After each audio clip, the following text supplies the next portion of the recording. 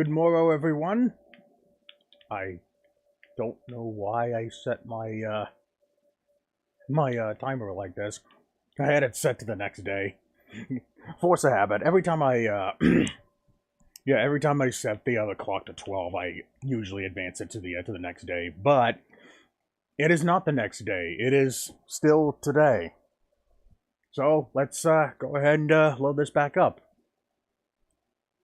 So, in the interest of padding out time this month, I legitimately was not expecting to get done with these first two games as quickly as I did. So, in the interest of padding out time, I am now going to go ahead and hunt some achievements for Tie 3 for the Game Boy Advance.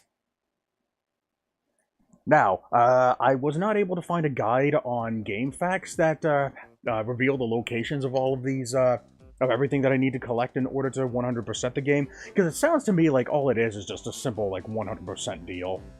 I didn't see anything about like, the time attack, any achievements relating to time attack, but it's possible that there might be an item that I collect that I earn from getting all the time attack stuff, so I might go ahead and go for those, just to be on the safe side.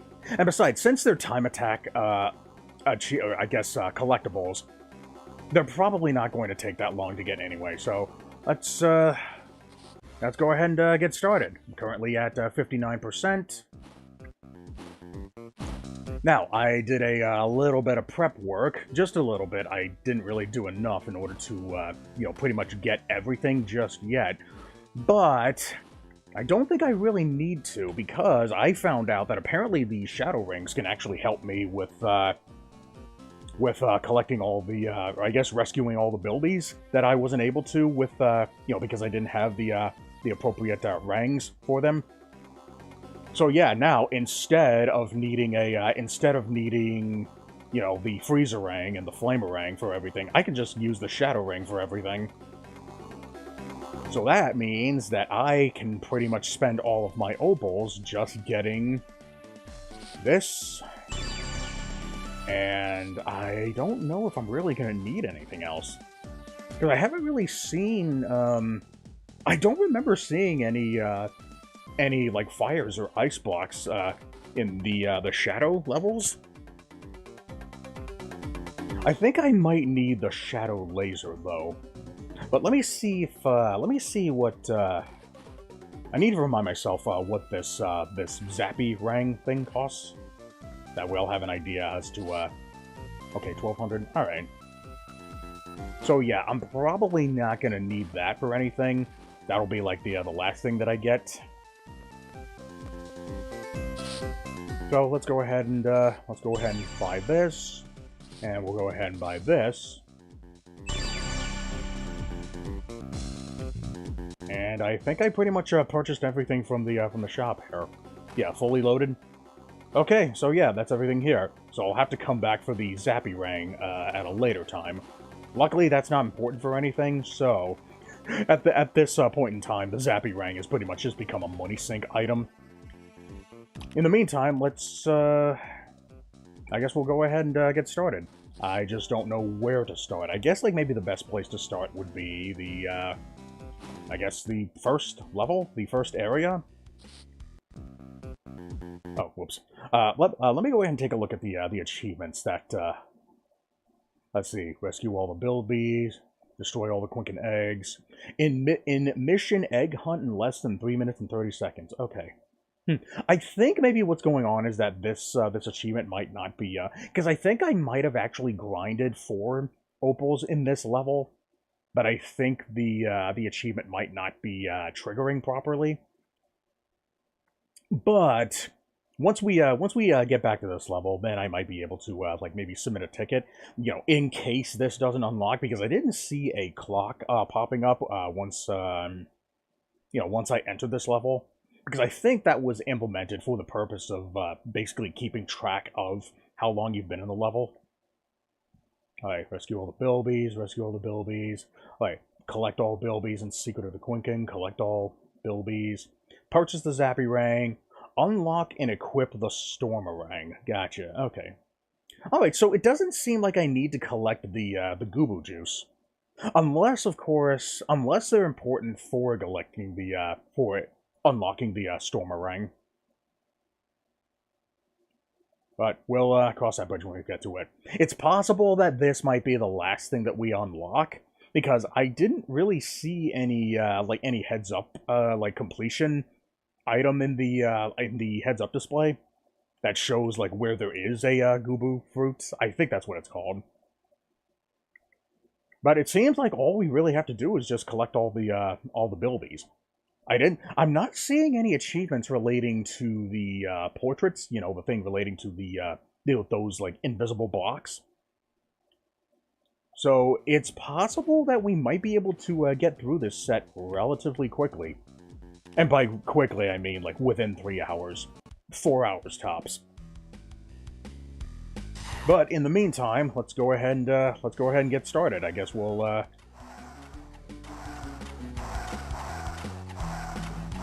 probably, I guess depending on what level we do first, I figured like maybe we could go ahead and, can we go up here? Yeah, let me see what's up here.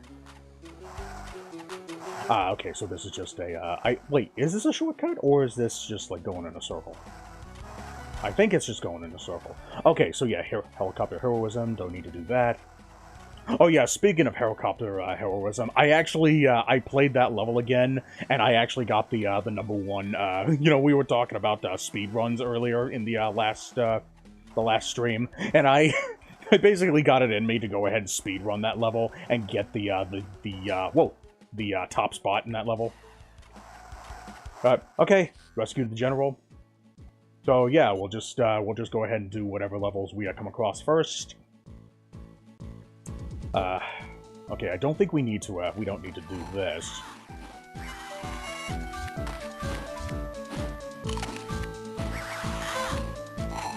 But yeah, I'm probably going to be sticking with the Shadow Rings for a while, primarily because of how ridiculously powerful they are. Like even whoa, okay, yeah, even though they have very short range, they actually do make up for that range with. Oh hey, I can probably oops, whoa. I can probably come back here to grind for lives if I need to. Oh, and I also have a, wow. Okay, looks like I only need to collect one here. Actually, you know what? I'm actually starting to wonder if those, I wonder if those, like, invisible blocks are actually going to be, needed for anything. So I think I'm going to go ahead and keep the Infarang, equipped for the time being. Let's see if, hey, pizza pasta! Oh, hey, speak of the devil! Here we go. I'll go ahead and grab that real quick. Thanks for coming in. Back from, waking up about to go see Superman. Oh, yeah, that's right! Superman is coming out, relatively, Oh, wait, no, it is out. Yeah, I keep forgetting that, that movie was, coming out. Yeah, I've been hearing some surprisingly, I guess, better things about that movie than I usually hear about, you know, superhero movies coming out, you know, these days. So, yeah, here's hoping that it's, at the very least, competent at what it's going for. Since this is an A tier, might as well go ahead and go for that. I don't know if I have the 2-segment, version, but I'll go ahead and go for it. I pretty much already have all of the event spawns that I'm going for, so I'm not too worried about that. But there is still a chance that I might get an ultra ball, ultra beast spawn this stream. I got one during my my Atone playthrough, so here's hoping I can get another one.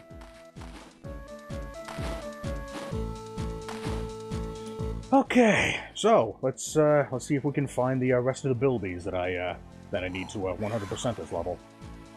Oh wait, go ahead and re-equip this. I really wish that there was like some kind of like quick swap function where it's just between 2 different weapons. Or well, either that, or maybe maybe have some kind of a menu where you can enable and disable quick swap rangs like whenever you want. That way, the L button only swaps between the ones that you have set. Because now that I have the Shadow Ring, I'm probably not going to be using the Ice Ring or the Freezer Ring or the Deadly Ring to access these like this area right here. Like this, I can easily equip my Shadow Ring, get rid of that. That basically negates the need for the Freezer Ring. As some motherfucker said, it was too woke. Yeah. Well, I guess it would ultimately depend on exactly like who you're referring to. But then again, these same motherfuckers said that the Super Mario Brothers was too woke for having Peach play a heroic role. Yeah. I can kind of understand, like, where they're coming from. To be fair, honestly, I've actually heard more people saying that that the movie was a jab against the woke crowd. I thought that was so hilarious, the fact that people are even, like, bringing that conversation into this, into a movie like that. So yeah, but yeah, I guess I have a better idea as to who you're referring to. But a big problem with with that discussion is the fact that the word woke doesn't even really have a set in stone definition. Like, everybody will tell you that it has a definition, but the thing is, like, nobody's really taking it up with each other. Like, nobody's actually like discussing it. Everybody's just like, they're only, like, telling it to people who already agree with them. And that's part of the reason why I never call anything woke. It's because even I don't know what the hell it means.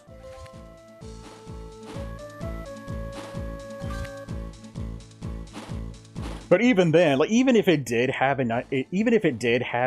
set in stone definition, I probably still wouldn't use it, primarily because of how how divisive it's become. It's basically become a preach word for both sides, essentially. Whether you're pro or anti, woke, I guess.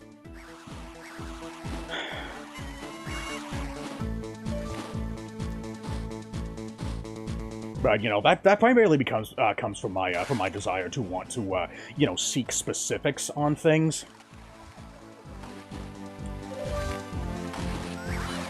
There are some cases where I do understand, but there are other cases where I don't understand the label, why something is labeled that way.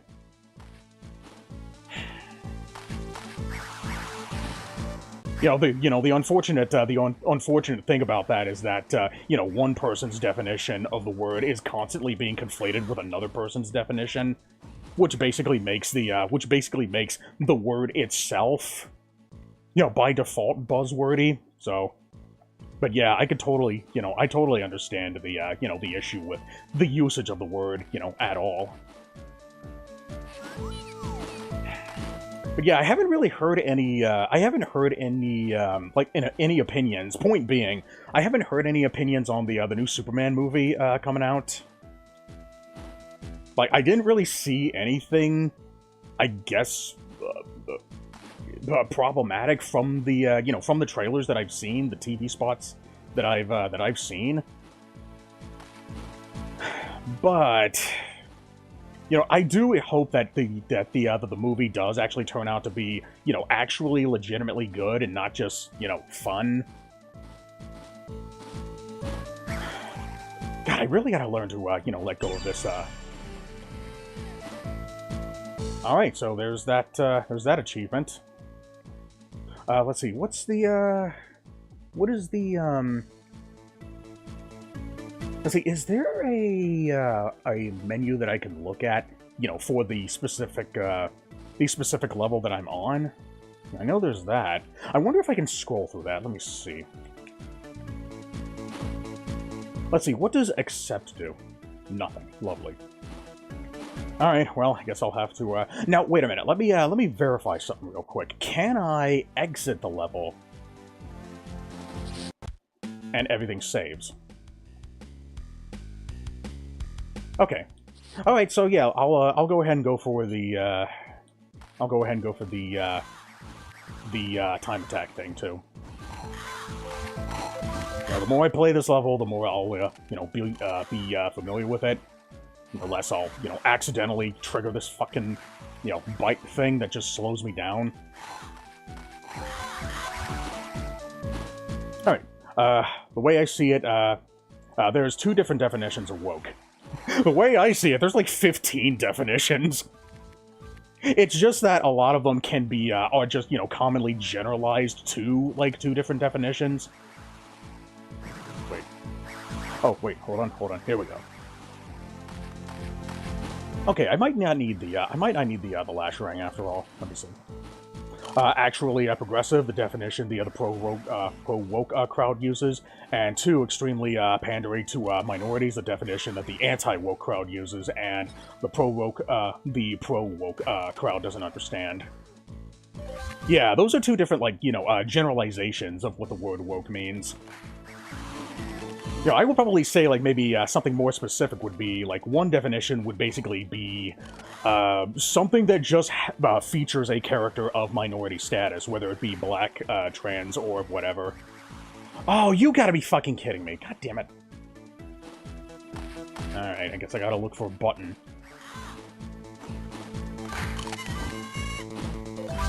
But then another definition of the word that the anti-woke side, I guess you could probably call it that, would be something like, I guess, something that prioritizes featuring characters of minority status at the expense of, consistency, like, within, like, world building and storytelling, or essentially, like, having characters being placed in a in situations where it doesn't really make sense.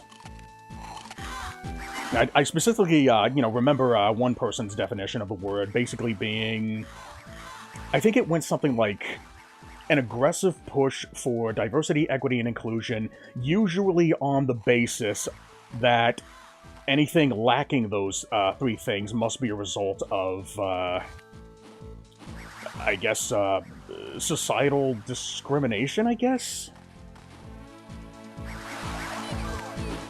But yeah, point being is that, since, there's a lot of people who have, who agree with certain parts of definitions and disagree with certain parts of other definitions.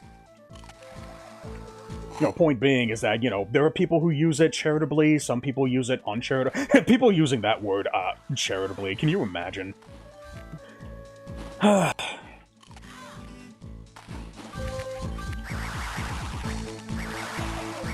son of a bitch. God damn it, I keep forgetting that I need that, I need to push that button. That's what I need to look for. Okay. Let's see, is that clock still going to be there by the time I get back? Doesn't look like it.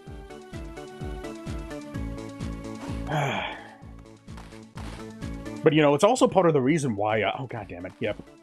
It's also part of the reason why a lot of people, a lot of people basically use that, I guess, lack of clarity with the, with what the definition is as a means to try to, get people to agree with others.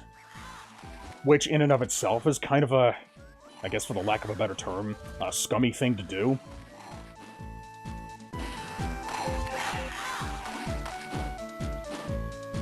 Yeah, some motherfuckers co-op anti-woke rhetoric just to be yeah, exactly! A lot of people will try to tell you that, black people can't be racist. Prejudice, yes, but not racist. That's another can of worms entirely altogether. The whole, prejudice plus power thing.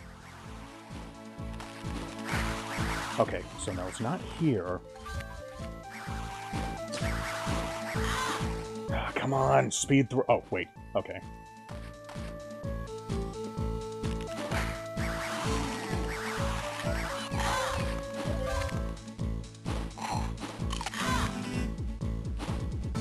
But the main thing, the big thing that I really take issue with is the desire to uncharitably generalize other people's opinions as, oh, this is bad because of whatever.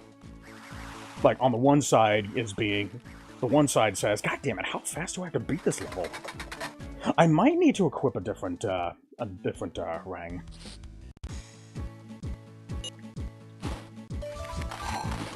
Yeah, on the one, you know, you got one side saying, oh, well, you're literally saying that this movie is only bad just because it's woke and for no other reason. But then you got the other people, people on the other side saying,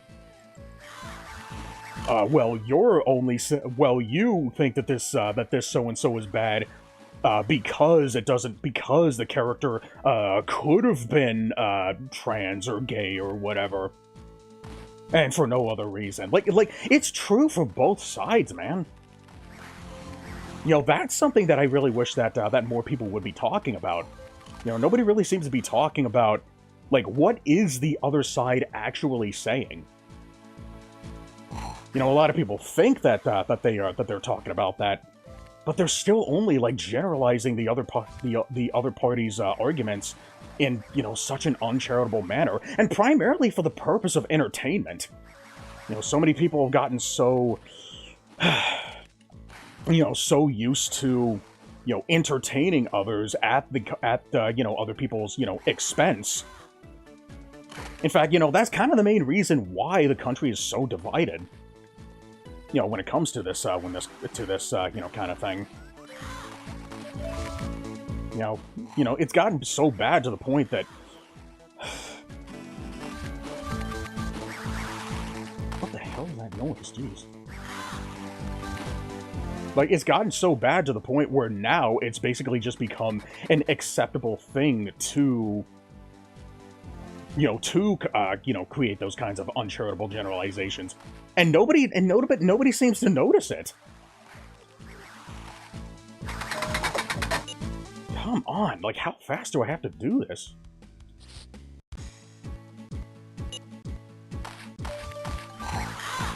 Let me try the Lash Rang. That might be better. Oh, come on.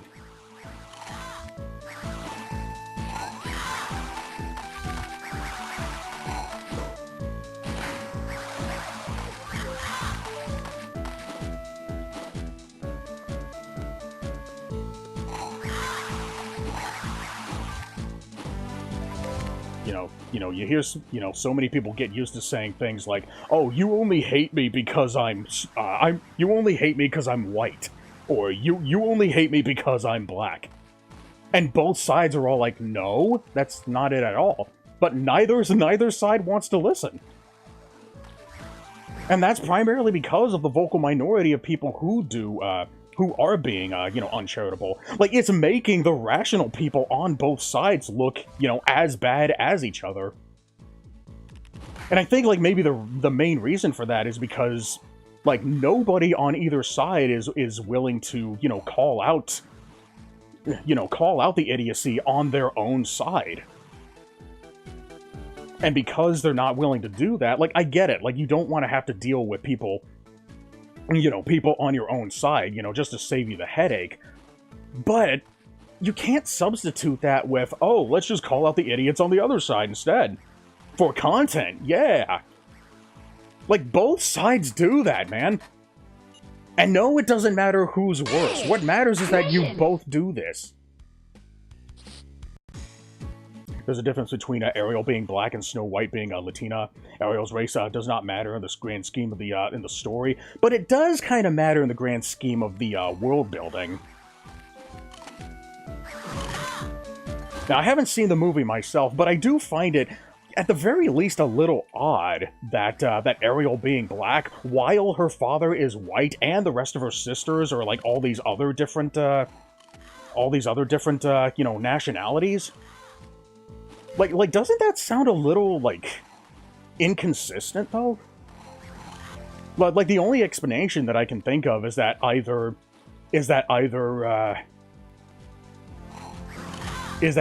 King Triton is a pimp, or, to take the more charitable route, is that mermaids are just able to, you know, give birth to, you know, many different mermaids of multiple different skin colors.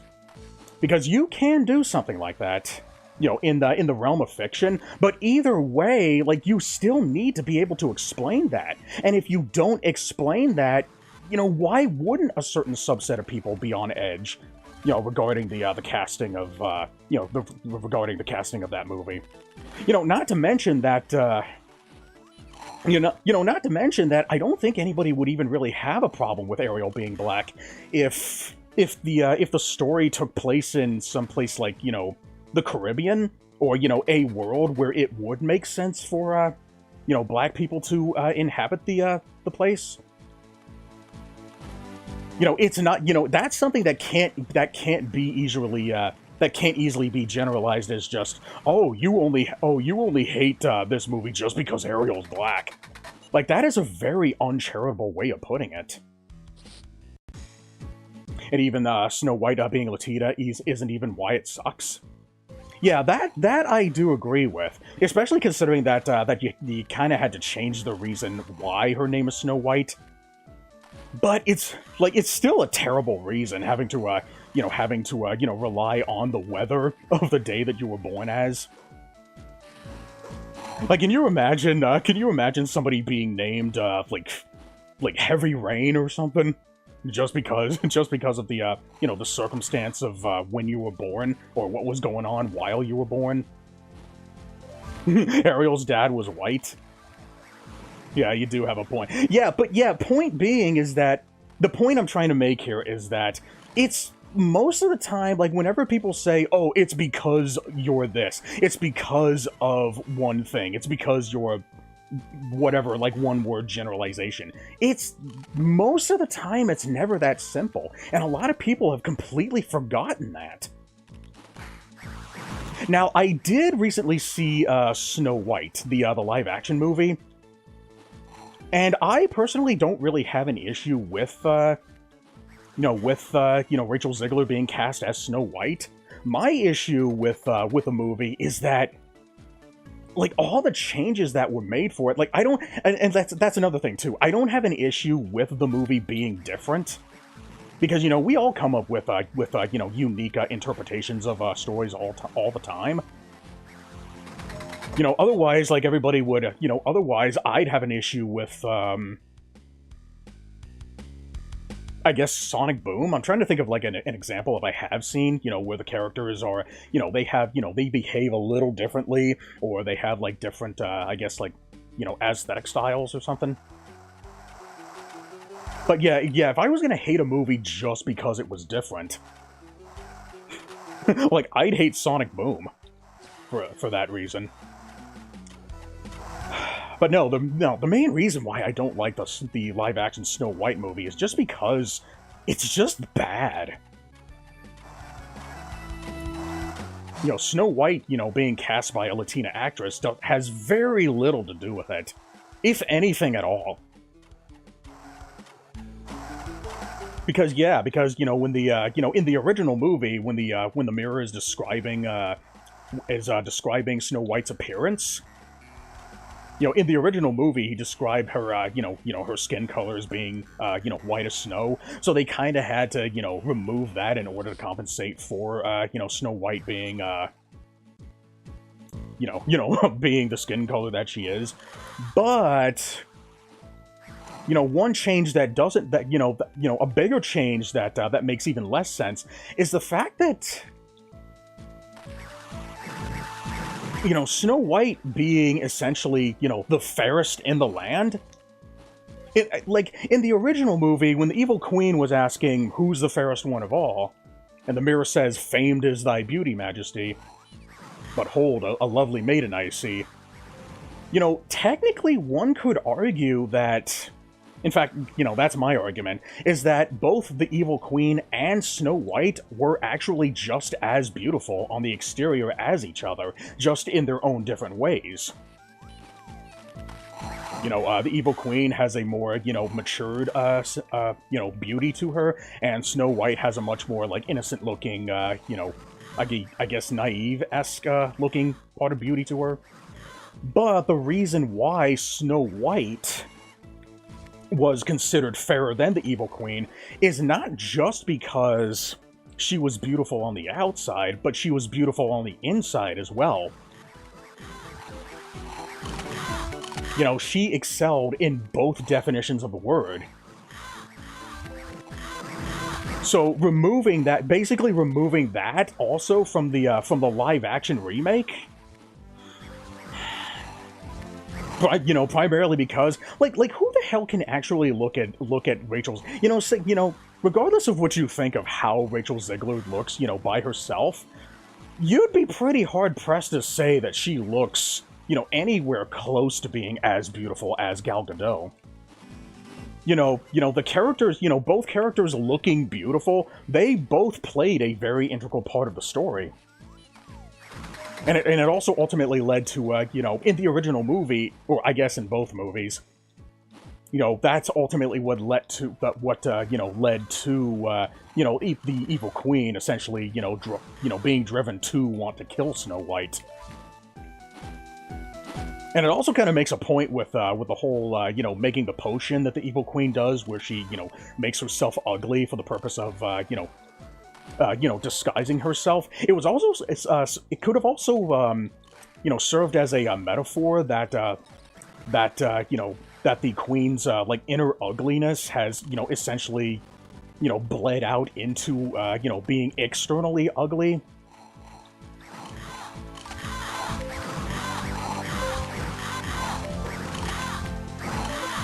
And, you know, that ultimately ended up being lost in the remake, too, when, you know, because of the fact that now she's actually able to reverse her spell. It's like what is even the point? Don't forget how the new Harry Potter series is going to make Snape played by a black actor. Hey, Jasmine, how you doing? Thanks for coming in. Yeah, I know that's also a, you know, talking point. But, you know, to give one to the other side, you know, that can really only be, like, an issue if Snape's, you know, skin color, you know, actually played a role in, Yeah, notice that while I was talking about Snow White, like, the bigger issue was actually with how the character was crafted, and it didn't have anything to do with how the, you know, the, what's it called? The nationality of the actress? Or the actresses? And yeah, who knows? Like, maybe the,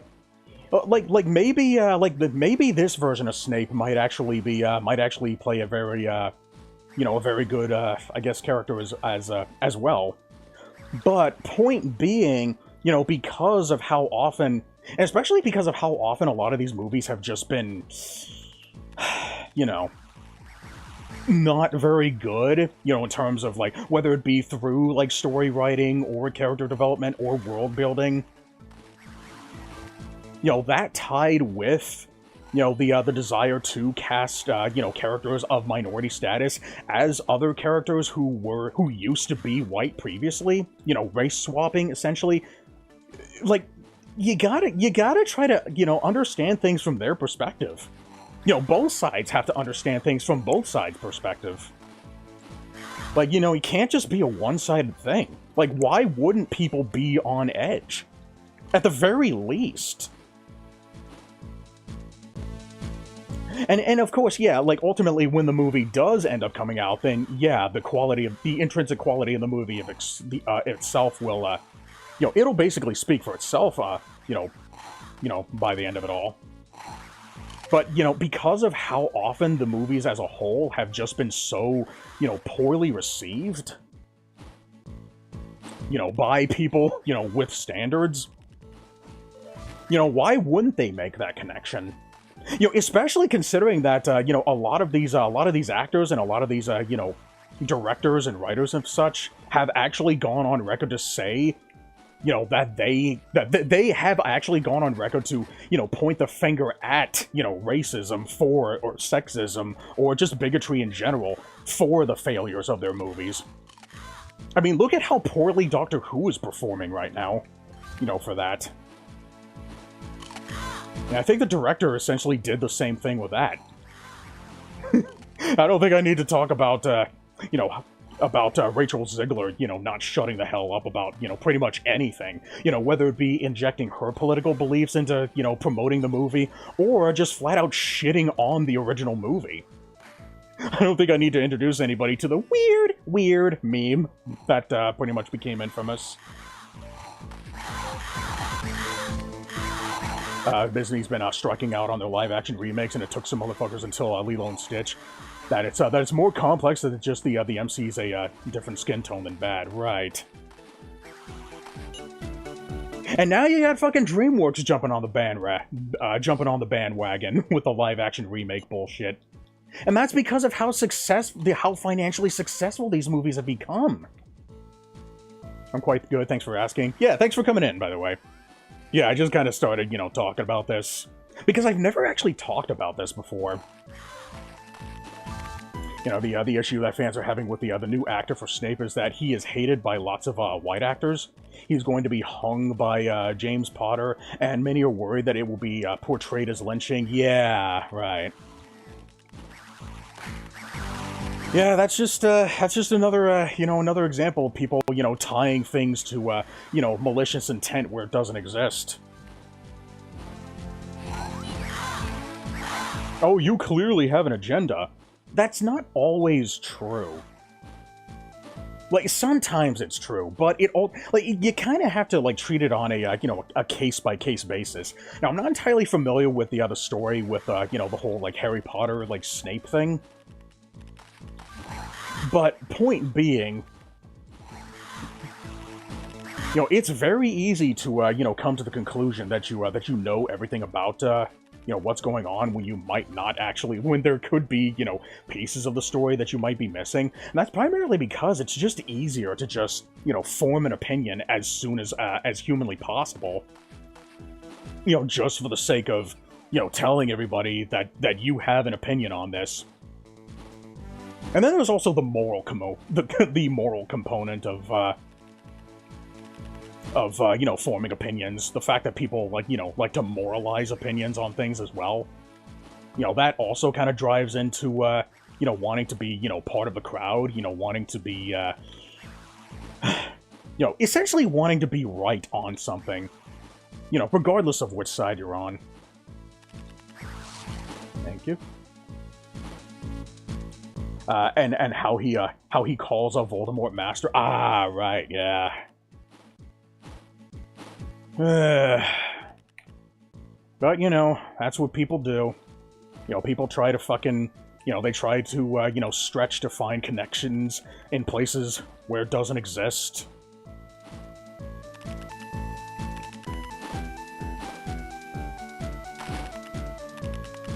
And besides, even if that was the, even if it was the intention to, even if that was the intention, what does that really say about the quality of the movie itself?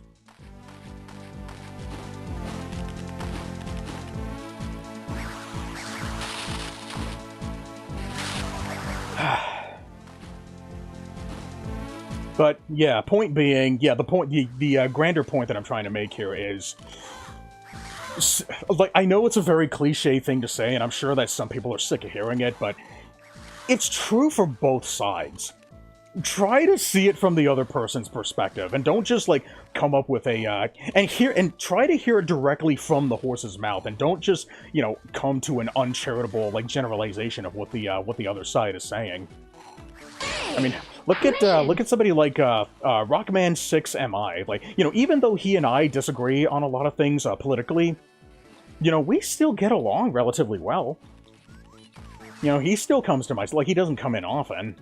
Not anymore. I'm sure he'll probably come back at some point. But even then, despite the fact that we disagree on a lot of things politically, he still comes in every now and then. We still dick around with each other.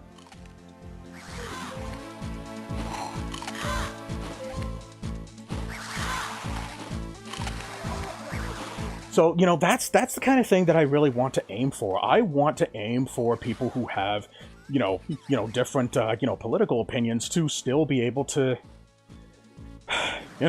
be able to be good friends with each other.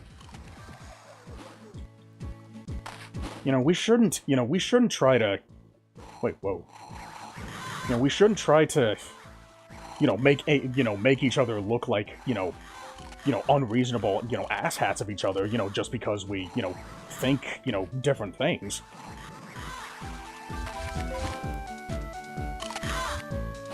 And it's us that's making a big deal about disagreements.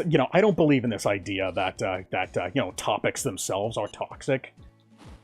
I don't believe that politics are inherently toxic. I don't believe that, religion as a topic is inherently toxic. What's toxic is, the way that you behave about it, especially when it comes to, talking about, disagreements on things. I think it's entirely possible. No, it is entirely possible to, talk about things, to express disagreements without, shit getting heated. In fact, I want people to be able to disagree with me. I want people to be able to, feel like they're free to express their disagreements about things, everywhere. That's the change that I want to make. It's part of the reason why I'm comfortable talking about this kind of thing, with other people. I don't want people to, I'm not trying to, change people's minds. What I'm trying to do is, essentially see things from the other guy's perspective. Because disagreements can help us learn new things. Disagreements are what, help our, intellectual development. I'm really hoping that with my live streams, eventually at some point, if I gain a big enough following, I can hopefully, inspire, that kind of change to, in society. Because, we really need to get our shit together, essentially. We all need to take a step back and think, look, we are divided like hell right now, and we need to figure out why. And all I can do is, give you, possibilities. The sources of the problem, essentially. Especially sources that nobody really seems to be talking about. Like again, the whole, uncharitable, generalization, thing that I mentioned to you earlier. But no, instead, we have to, we have to call other people, whatever, just because, that's the popular thing to do. Because that's what spells success on social media platforms. Whether it be YouTube or TikTok or X or whatever. Religion can also end up being toxic. Nah, I don't think religion itself can be toxic. I think people can be toxic. When you people who try to push their beliefs on others, that's not religion being toxic. That's people being toxic. There are plenty of people out there who try to push their beliefs on others for whatever reasons. It's just that because so many people have spent so far apart. Where the fuck is this Bilby? Holy shit. It's just that so many people have spent so much time away from each other that they basically don't know how to talk to the other side now. Which is why they ultimately end up resorting to, whether it be name-calling or, I guess, TikTok video making. And that is, unfortunately, what that's doing is that it's just making both sides push each other to their own appropriate, extremes.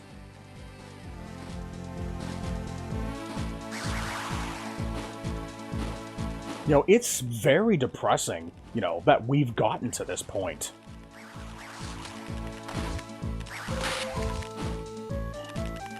I'm really hoping that, I can, help everybody to take the necessary steps to, fix that. Because we kind of need it right now. Some motherfuckers, when you try to ask about their perspective, they're all like, it's not my job to educate you. Yeah. You're just shutting down discussion. Yeah. I don't think the the Qran asked for people to blow up buildings. Yeah, that's something I'm not too familiar with myself. Yeah, I don't really mind talking politics. The reason why I don't is just because I just don't really know a whole lot about it, that's all.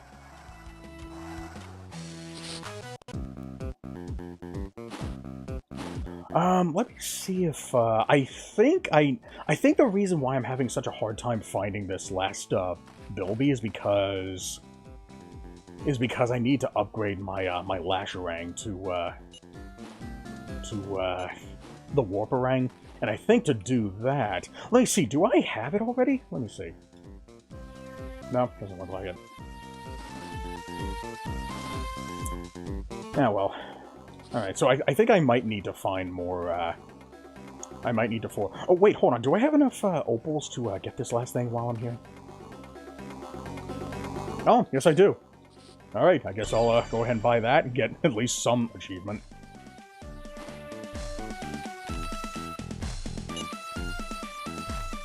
Oops. Alright, well, I guess I'll have to go to another level and see if I can find any more of these, Oh, wait, hold on. I need to find, I still need to find that, that Goobo Juice guy.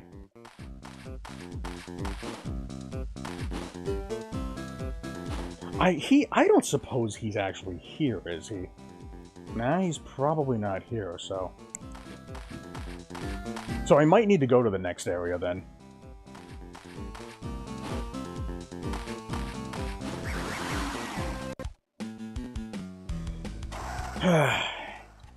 But yeah, no matter how radical somebody's belief might be, you know, it would always, it would help to try to you know, get information from the other, you know, try to understand why the other person has the opinions that they do, because it's possible that they may not actually have the opinion that they actually have.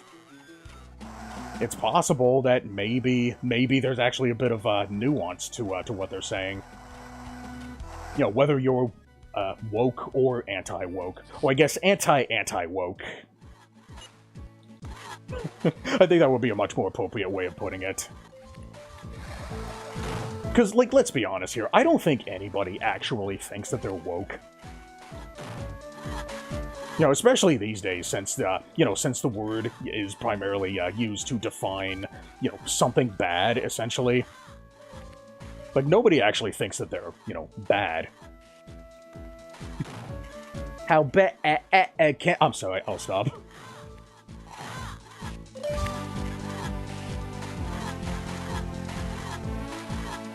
You know, speaking of the Lorax, I guess if anyone wants to, you know, change topic on this, I actually just recently heard for the first time ever that song that was replaced in the Lorax live-action movie, Beginning. I heard that song and I was like, God damn! And I did see the movie too. It was terrible. But that song, The Beginning, or I think it's just called Beginning. You know, it has a much more, you know, I guess, you know, dark, maybe not darker tone, I guess a much more, I guess, gritty tone to it, I guess you could call it. My god, that song is actually surprisingly really good. Especially for the movie that it was originally made for. And I really like how it recaptures the, I guess the tone of... Oh, wait, whoops. The tone of, you know, of the Onceler essentially, you know, basically becoming a, you know, a greedy, like, money-hungry, you know, I guess, snake, essentially. Like, you know, you really see his, you know, his descent into, you know, corporate madness. And I think this song does a really good job at, you know, portraying that. Not to mention that the song sounds really good, too. And the lyrics actually flow much better into each other. You know, the lyrics of the original song, the song that we did get is... God, they are just clunky as hell. They are just all over the place. Like, there's no, like there's no cohesion to them. Like, the only thing that it really seems to get right is just the fact that it, is that it just recaptures the descent into madness. But the problem with it is that it's basically being treated as, like, you know, a big, happy, like, pop song thing that you're supposed to, like, feel good about. I think the reason why we got that song instead is just because it's catchier. And that's it. But, you know, just because something is catchy doesn't mean that it's good. It's something that gets stuck in your head, but that's only, like, a positive for, you know, marketing purposes, that's all.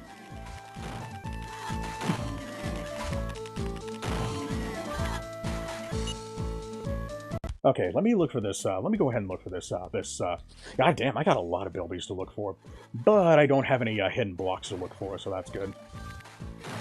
Which makes sense, considering that I don't have an Inforang. Oops. I'm on Blue Sky, huge radical left problem. Yeah, so I've heard. I've heard motherfuckers calling themselves woke. Using the definition of woke actually means progressive. Yeah, and I think that's also the main reason why I hear a lot of people saying that there's such a thing as woke right, which only further proves my point. Which is just another reason why I don't use the word. As long as the person isn't an ass when you go to ask them. Yeah, that's another thing that a lot of people seem to overlook. You know, civility is a very important part of communication. Not just communicating with people, but for building bridges with people as well. You know, it's very easy to forget that.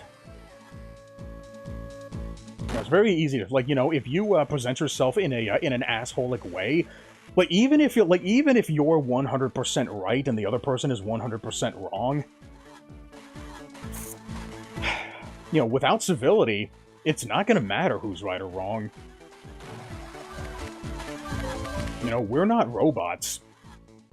You know, we can't just program logic and code into, like, in each other and just have other people, you know, just believe the things that we want them to believe.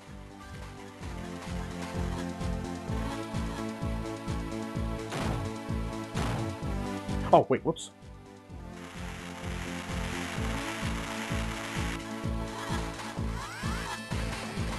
You know, it's possible for people who are very nice and civil to each other to make very bad arguments, and it's also possible for, you know, people who are very rude and nasty and, you know, mean to people to make, you know, terrific arguments. But more people are likely to listen to the nice person, you know, just because of how the nice people are, you know, presenting themselves, essentially. So why not use that to your advantage? You know, just because facts don't care about feelings doesn't mean that we shouldn't. You know, they're both just as important as each other.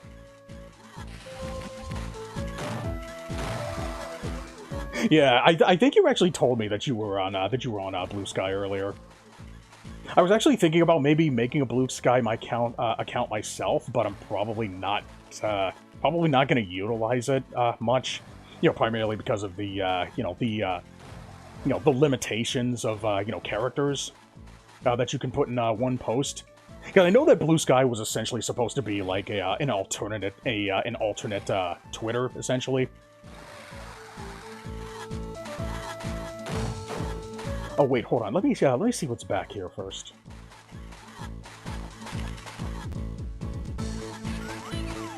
I'm pretty sure I can find everything. Whoa. I'm pretty sure I can find... Oh, hey, here we go. Pretty sure I can find all the bilbies without needing anything.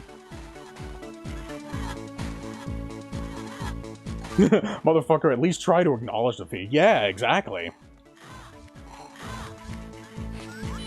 Because, you know, another thing is, though, like, you know, if you're a, you know, 1 in a million person, if you have an opinion that is, like, very unpopular, you know, because of how, you know, instinctual, you know, because of how, you know, how primitive human beings are, god damn it, because of how primitive human beings are, you know, the very first, the initial reaction that a lot of people are going to have is, you know, whether it be shock or surprise or, you know, whatever, but But, like, if you're, like, especially, like, if you're outnumbered, the very first thing that most people are going to want to do, especially these days, is that they're going to try, like, you know, the moment they hear an unpopular opinion from an outlier, the very first thing they're more than likely going to do is to discourage you from expressing your own point of view, just because of what your point of view is. You know, especially if you're dealing with a hive mind. Oh, okay, I'm already done. Let's go ahead and get out of here now. You know, that's why it's you know, that's why it's important to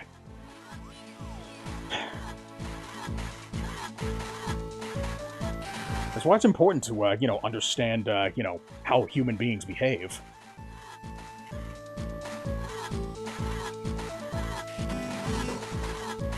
You know, both things are important.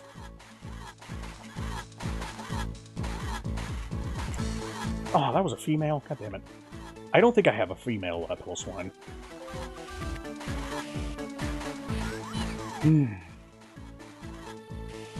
But yeah, point being is that, you know, if the other person even so much as suspects that all you care about is just making, you know, making a fool out of them, you know, they're going to enter defense mode, you know, sooner than later. And once somebody enters, you know, defense mode, you know, that's basically the moment when the discussion is pretty much going to be all for naught. So it's very important to, you know, establish that bridge, to try to build that bridge with the other person. Let's see, where else can I go? I don't think I've done a Shadow Bunyip mission yet. Oh, speak of the devil. Okay, I can probably 100% this level as well. Or at least 100% as far as, you know, getting, rescuing all the Bilbies goes. But yeah, I'll probably, I think I'll probably hold off on doing the speedrun achievements at a later time. Because I think that's probably going to require my, my full attention. Oh, and I think this might be the level where I have to, that I have to beat it under 330.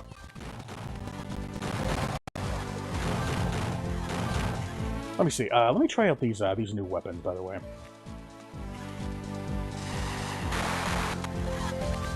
Wow, that did nothing. Holy crap. But I might have needed it anyway, so... Dog, you do not want to follow my Blue Sky page. Half of it is Yo Gabba Gabba glazing, and the other half is retweeting anti-Trump sentiment to cope with my regret for voting for Trump. Well, you know, one way that you can look at it is that, like, no matter who you were, no matter who you were gonna vote for, like, you know, there was, you know, some bullshit was gonna happen. Like, because, you know, at the end of the day, we're still voting for either a, you know, giant douche or a turd sandwich. You know, if Kamala Harris won, people were gonna, you know, regret voting for, you know, Kamala Harris. And that would ultimately depend on, you know, your priorities on stuff. You know, what you, what you value more. But yeah, I could totally understand. And Blue Sky's crazy with this shit too, because it doesn't matter whether you regret it or not. If motherfuckers know you voted for Trump, you're put on a block. Yeah, that's another thing too. Yeah, that's another thing that that a lot of people do, is that they block you for, you know, just because of who you voted for, and that's.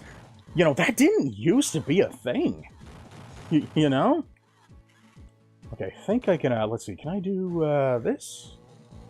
Nope. Doesn't look like it. Okay, I don't think the shield's gonna do anything. So I wonder if the missile's probably going to be my, golden ticket. Nope, Shadow Laser ain't gonna do it. Missile? This is my last option. Ah, okay, so yeah, it is the missile. Sweet. Alright, I guess the missiles are the only thing I needed.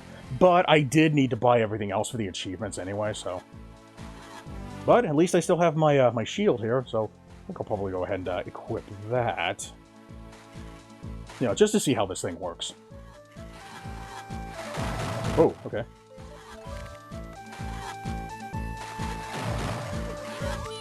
I didn't vote for either, as both suck pizza. Yeah, and that's also another choice, too. You know, if you don't like either candidate, you know, you can just, you know, vote for somebody else. You know, vote for somebody that you actually think would make for a good president, and not just... Yeah, don't vote for somebody just for the sake of, you know, preventing another person from winning. You know, that's dishonest. Hey, Clash Busted, how you doing? Thanks for coming in. Cool game, looks fun. Yeah, I think I would probably give this game maybe a 5 out of 10. You'd probably enjoy it. I would definitely say that this is better than the previous game on the Game Boy Advance. So, yeah, if just keep in mind, the game is relatively short. It only takes about 3 hours to beat. Yeah, I'm probably not going to do a review on this game because, oh, and it does have it has multiple game modes as well. So, yeah, I guess I could probably recommend checking it out. I'd recommend checking out the previous game as well. It's just that it's a lot more. The previous game is just a lot more bare bones. But yeah, I would semi-recommend this one. You know, like it just, but only out of curiosity. If it's anything like the 3D version, it is. No, it is virtually nothing like the 3D version. Sorry to disappoint. But yeah, the 3D games are really good. Maybe except for the first one. Yeah, Tai 2 is my personal favorite in the series. It's one of the few games that I've given an 8 out of 10. And Tai 3 is also really good. It does a lot of, you know, it makes a lot of, you know, changes, you know, for the better. It adds a couple of things for the better. But it also, you know, does a lot of things for the worse as well. Even though it is still a good game, I would definitely recommend, you know, playing the second and third ones. I would recommend playing those first before you get to, oh, wait, maybe I need this. Well, I do need to kill that guy anyway, so... Alright, let's see if this works. There we go. Yeah. Alright, I got one more to save. But, yeah, bottom line, yeah, I'd recommend checking this one out. I would probably say that it's maybe a, like, it's pretty much like a different game altogether. Like, it's essentially, like, I wouldn't necessarily call it a, you know, 2D version of a 3D game, as much as it just has, like, you know, a mechanic that's translated into 2D, but is done, like, in its own, like, you know, I guess, its own, you know, different way. And these same motherfuckers will post some bullshit like, it doesn't matter what you did yesterday, focus on what you do today. How about you practice what you yeah, exactly. You know, the whole, like, clean your room thing. Rules for thee, not for me. Yeah, you'd be surprised how many people, you know, how many people are guilty of that. You know, that's part of the reason why I try to be careful with what I say.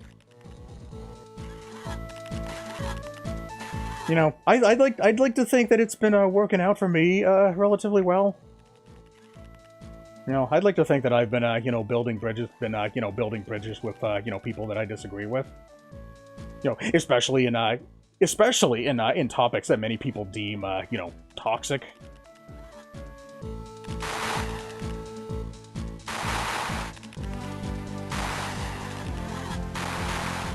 That be a hypocrite's piece, as many only say that it looked good in the eyes of the public.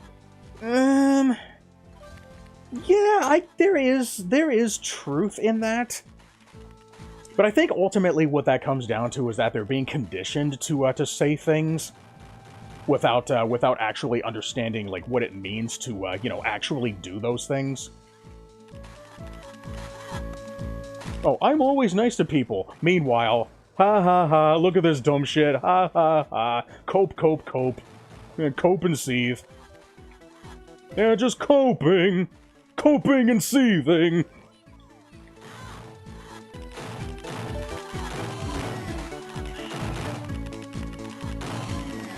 Yeah, I honestly can't help but feel like maybe the reason why a lot of these people are, you know, who have the behaviors that they do is because they just tell themselves that they're only joking. Like, do you think that that your behavior is not going to have an influence on other people just because you're joking? Like, how do you know that a lot of people aren't just going to adapt that mentality of, oh, I'm only joking, therefore, like, like monkey see, monkey won't do, yeah. It's like, come on, man. I thought we were human beings here. Come on, where's that last one? The Bilby, I mean. Yeah, because that's pretty much my my main goal here. Oh, motherfucker, are you kidding me? Oh. I don't think I can get rid of that thing without... Fuck! Alright. Well, you know what? I think I can probably... I think I can exit this level without losing any progress. So let's try this again. Man, how unfortunate is it, though, that that was the last one that I found? And I'm pretty sure that's where the last Bilby was, too. But yeah, once I get that last one, then I'll pretty much be done here. Exactly, bro. That's a message I can get behind, you know, having said some heinous shit in my single digits. Right, yeah. You know, we all had our fun, you know, back in our K-12 years. But, you know, now that we're, you know, fully grown adults, by now we should have a better understanding of, you know, not just how the world works, but, you know, how we can, you know, change it for the better. And not just for the better of, and I'm not just, like, talking about, like, you know, in the better of, you know, practicing, like, getting everybody to, like, practice, you know, ideologies that we perceive are, you know, better for society. But how we can, you know, get people to you know, essentially cooperate with us with, you know, what actually is the better solution for, you know, the both of us.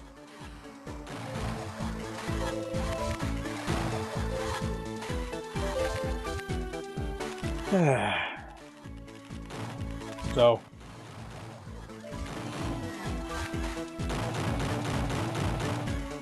yeah, moral of the story is facts don't care about feelings, but feelings are meaningless without facts. That's probably, that might be a way to put it.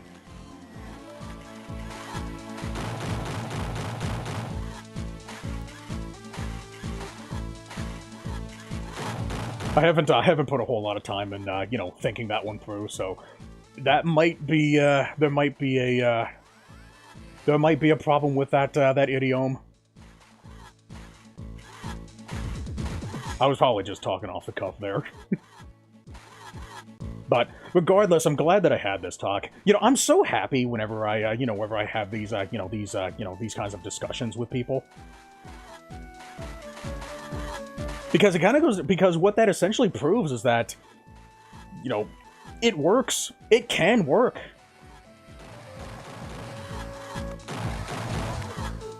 You know, the fact that we can, you know, the fact that we can talk about this kind of stuff without, you know, wanting to tear each other's hair out. You know, that's ultimately what I want. Oh, here we go. You know, whether we change our own minds in the end or not, you know, that should basically be, that shouldn't really be, you know, much of a concern to either of us. You know, that's something that we can only, you know, decide for ourselves. You know, all we can do is just, you know, provide each other with new information. You know, whether or not we decide to change our minds in the end, you know, that's a decision that only we can make in the end.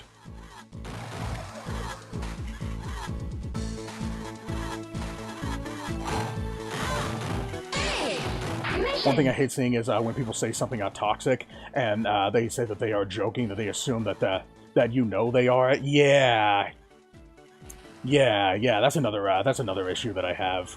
Like, come on, if you're a stranger, please don't assume that I can tell that you're joking or not. Exactly. In fact, I think I actually went on that rant like in an earlier video, and I thought like maybe that probably had something to do with my autism.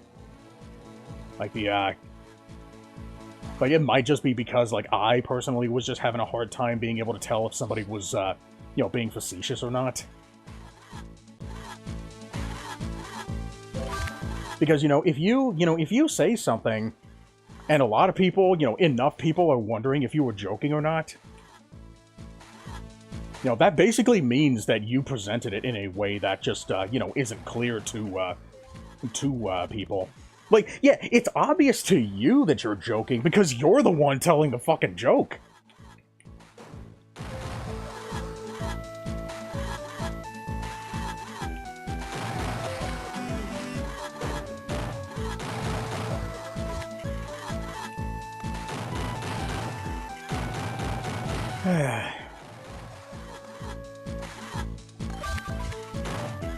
Whoa, whoa, whoa, whoa, whoa, Jesus Christ.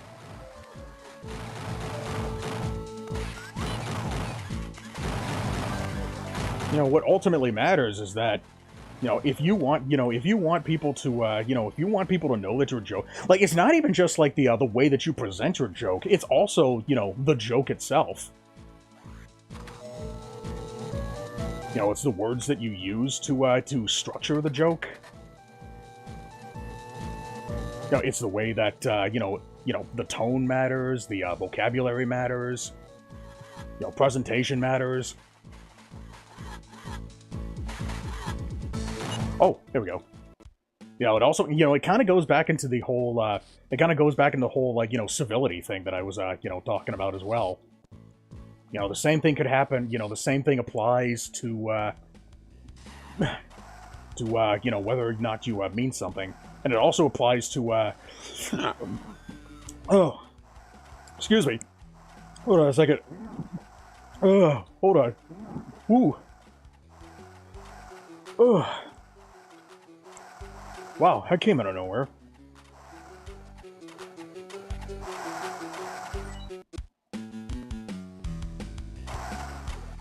I forgot what I was saying. Anyways. That's my stance on whatever the hell I was talking about. Whatever the hell I wanted to say, I probably said it in a different form, like elsewhere, so... there you go.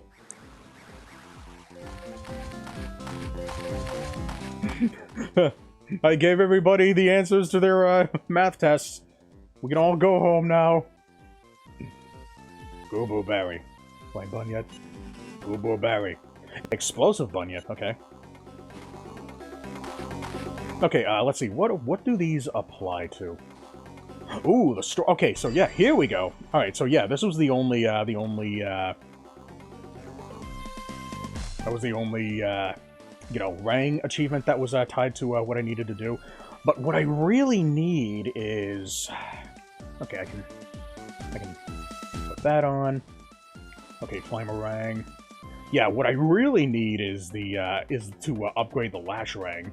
I think if I upgrade the Lashrang, then I'll be able to utilize those purple crystals to warp. Because I think I need to use those warp points in order to get some buildies in a couple of areas.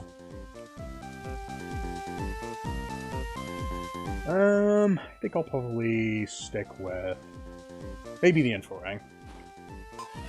Because I don't know if those portraits, those invisible blocks, are actually going to be important for anything.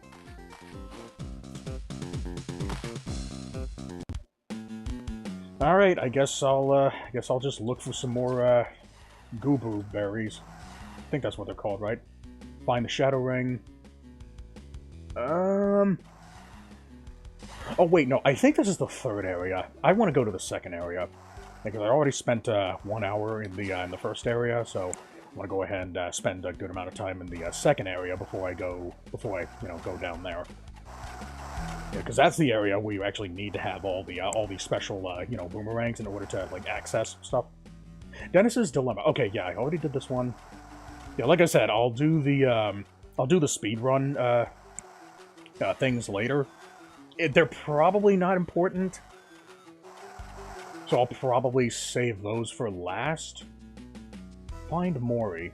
Did I do this one yet? Open a watering hole. Okay, yeah, I think I did do this one. Yeah, I did that one. Okay, let me go ahead and Now wait, is this the first area? I don't remember. I'll recognize it once once I find the base.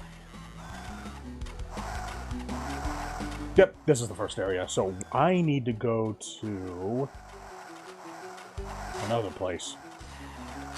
Wait, ow. Have I come here yet? Rescue the general? Yeah.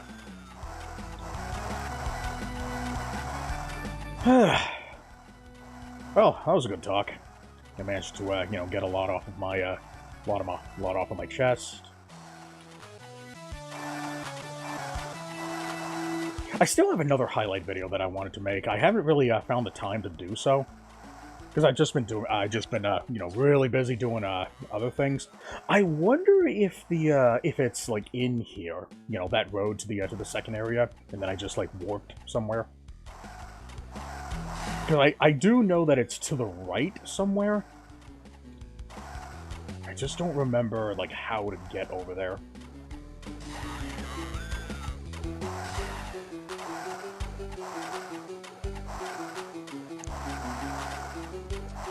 Unless it's to the left somewhere. The Secrets of the Quinkan. Let's see, are you over here? Yeah, maybe I should try scanning the left side of the area.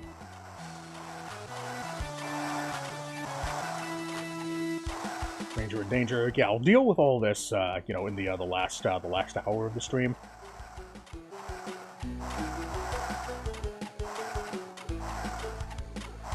Because I wonder if it's actually expecting me to have the warparang by the time I get here, you know, especially for you know, 100% purposes.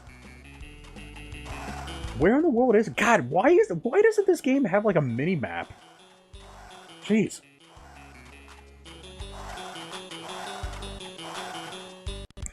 Alright, so, as for things that I've been doing off-stream, I haven't really done a whole lot outside of, you know, doing a lot of work on, Smash Custom Music. I'm so glad that we finally got another, content manager to help me out with this stuff.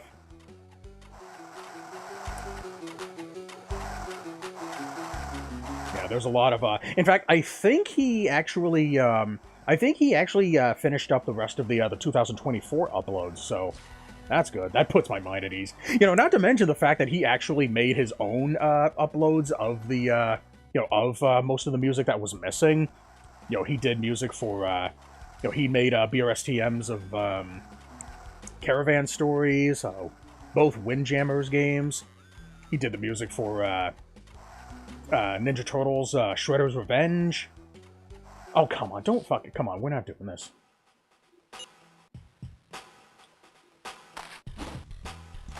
Okay, I think I needed to be in here for something other than Bilby's.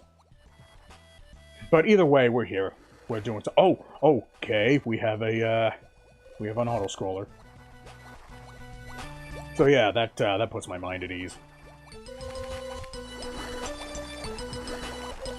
Oh, and I also made some BRSTMs of a few songs from The Messenger. So I'm hoping to you know, upload those relatively soon. How do you feel about Superman being a tragic character versus an optimistic beacon of hope? But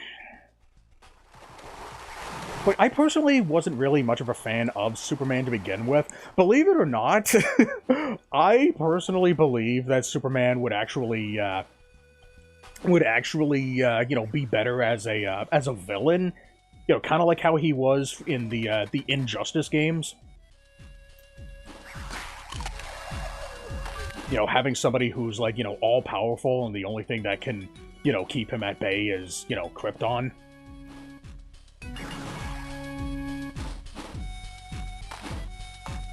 I get it, you know, especially considering, you know, the you know, his powers. You know, the fact that he could be, like, you know, this ultra, like, you know, unstoppable, you know, practically unstoppable, you know, force that, you know, that, I guess, like, you know, sees himself as a superior.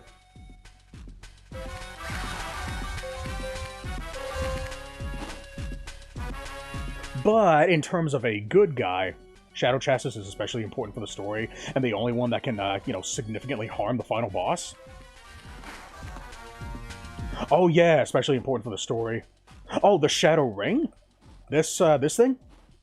Yeah, is it called Shadow Chassis? Yeah, they were called chassis in the 3D game. Yeah.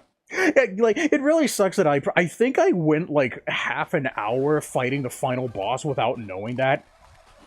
So I ended up, you know, trying to chip away at the final boss's health for, like, for, like, you know, a ridiculous amount of time, not knowing how the hell to actually deal with the final boss.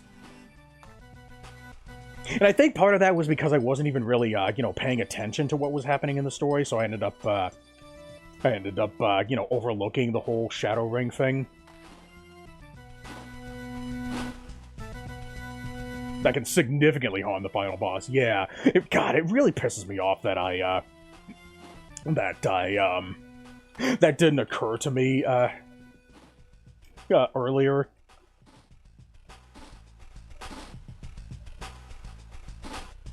Honestly, I don't really remember, you know, much else about the final boss other than, you know, just that. I do want to go back to the trilogy at some point. Wait. I'm gonna do this. You know, especially the second and third games, because I do want to, you know, 100% those games. I'm not so sure about the first game, though. Because, you know, I already spent a lot of time trying to find a lot of things in the first game, and... Whew. That might be one of those things that I might actually need to utilize a guide for.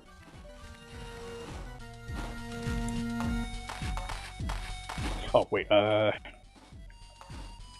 But yeah, the second and third games.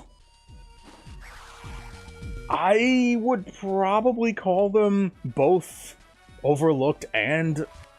I don't know if I'd call them underrated, though. I don't really know a whole lot of people who have played Tai 2 and 3. But, you know, the few people who have played it generally don't really seem to be a fan of the franchise, primarily because of the... because it doesn't really focus as much on story and, you know, world building and such. And it's really depressing, too. You know, the fact that, that people, you know, don't really celebrate video games for being, you know, video games.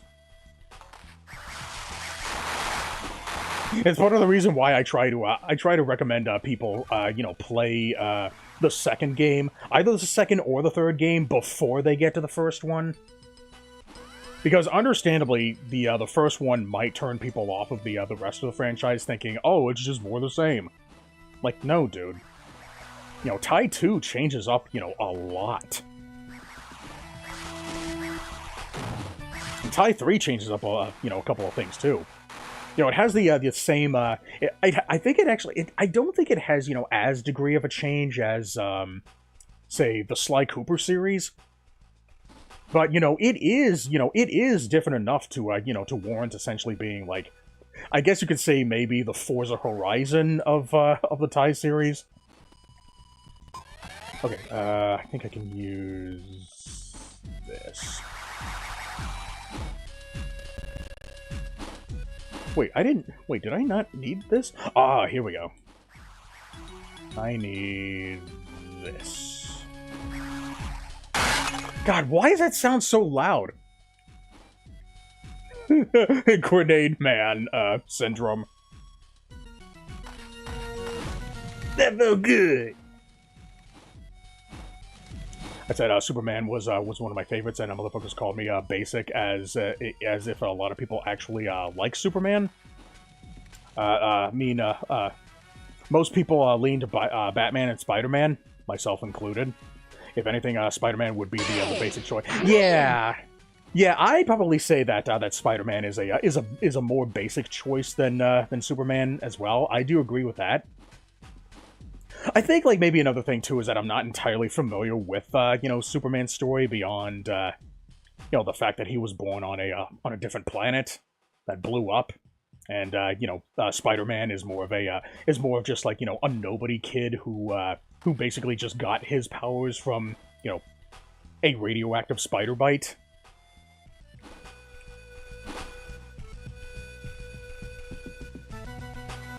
In fact, I would actually say that, I would say that maybe Superman actually struggles with his powers more than Spider-Man does, primarily because he, you know, dedicated himself, at least in, you know, most iterations of him. Because, again, remember the, you know, his depiction in the Injustice games. You know, in most of his iterations, he's, I think he, like, struggles to, you know, keep his powers, I guess, maybe not necessarily under control. I guess he, like, tries to, like, you know, limit his powers to a reasonable degree. Yeah, so that people don't, you know, see him as a threat. Because, you know, once people, you know who he is, like, you know, it could be very easy to, you know, to be terrified of somebody like that. You know, especially given the, you know, the powers that Superman has. I was gonna make a bigger point. I don't remember what. Okay, wait, does this actually take me somewhere? Ah, okay. Well, there's that. Oh! Ooh, Bilby! Yes! Okay, I need one more. See if I can find that one last Bilby.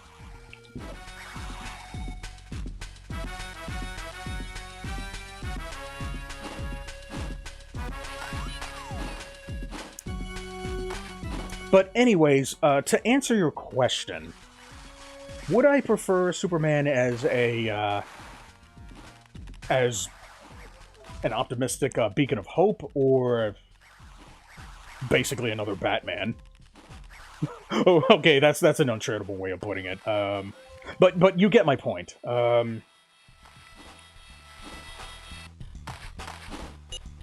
Okay.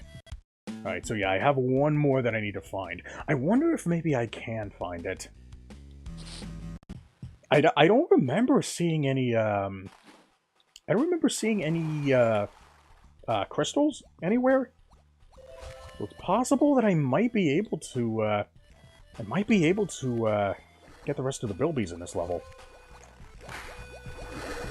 Oh, but you know what? You know what I do need, though? You know, before I get too far into this? Let me see if I can find, the base.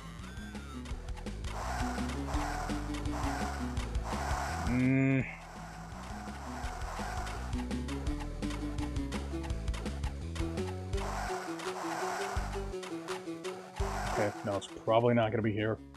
Alright, whatever, I'll just, Oh, hey, here we go. Okay, so wait, what are the, Oh, I already 100% of this level. Never mind. Well, maybe not 100%. You know what I mean. Oh, stop. I do not need this. I guess ultimately it would depend on, like, how you execute, both versions of, Superman. There are good ways and bad ways to do both.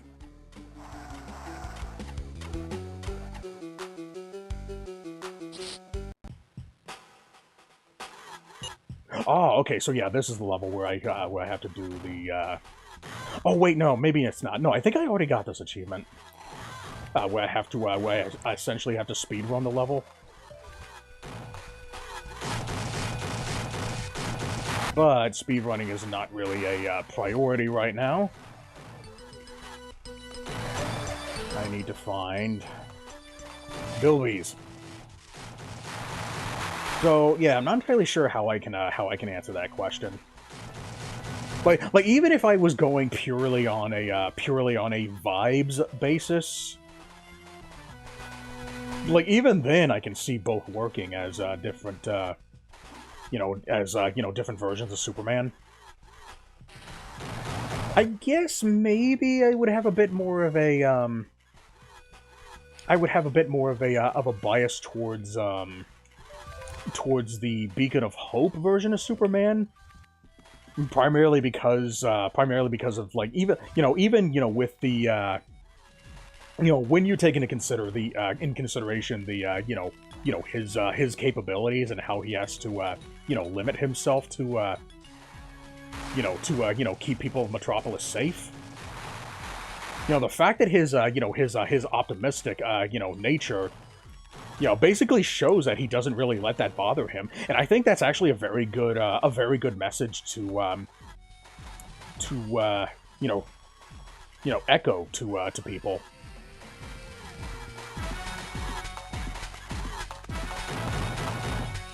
But I think, like, maybe a big part of that is because I've just kind of gotten tired of this, the whole, like, doomer mentality that a lot of people seem to have, adopted, lately.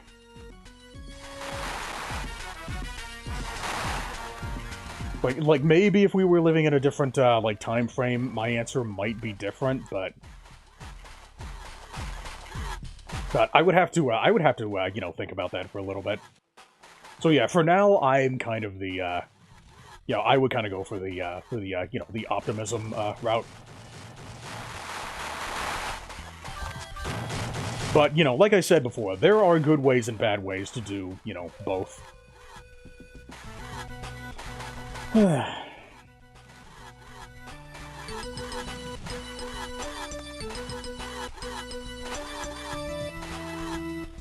But yeah, I'm generally more of a Batman guy myself.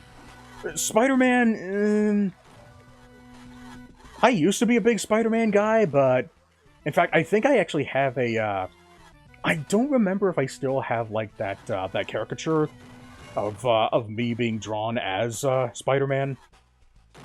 While I was in, I was on vacation, one day. But I would have to, I'd have to look for it, though. And that was, like, back when I was, like, what, 8 years old or something?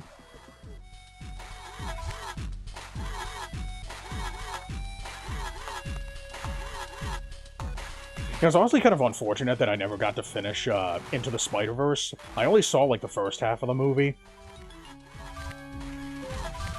Like, I wasn't really being, super impressed by, what I was seeing.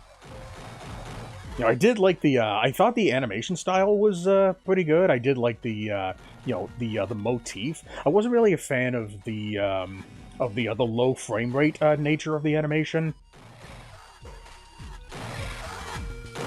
But I do like what it, everything else about it, the style of the animation being very, I guess being very, I guess, comic booky. Why? I guess, like, a comic book come to life. I know that's kind of a weird thing to say, since that, since that can apply to, many different animation styles. Ah, here we go. All right, I got 2 more to find.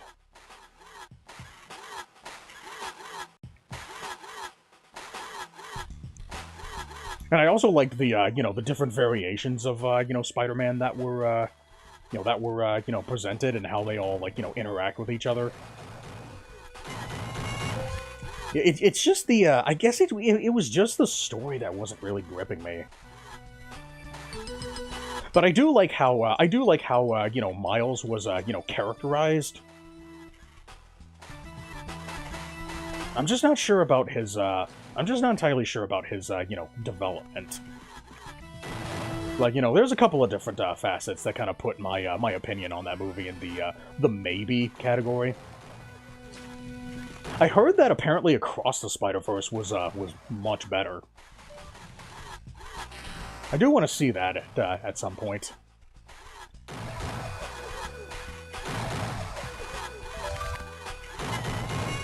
Oh, God damn it.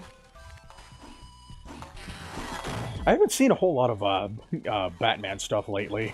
Even though, like, I do gravitate more towards Batman as a concept for a superhero. Not just as a superhero, but as a series as well.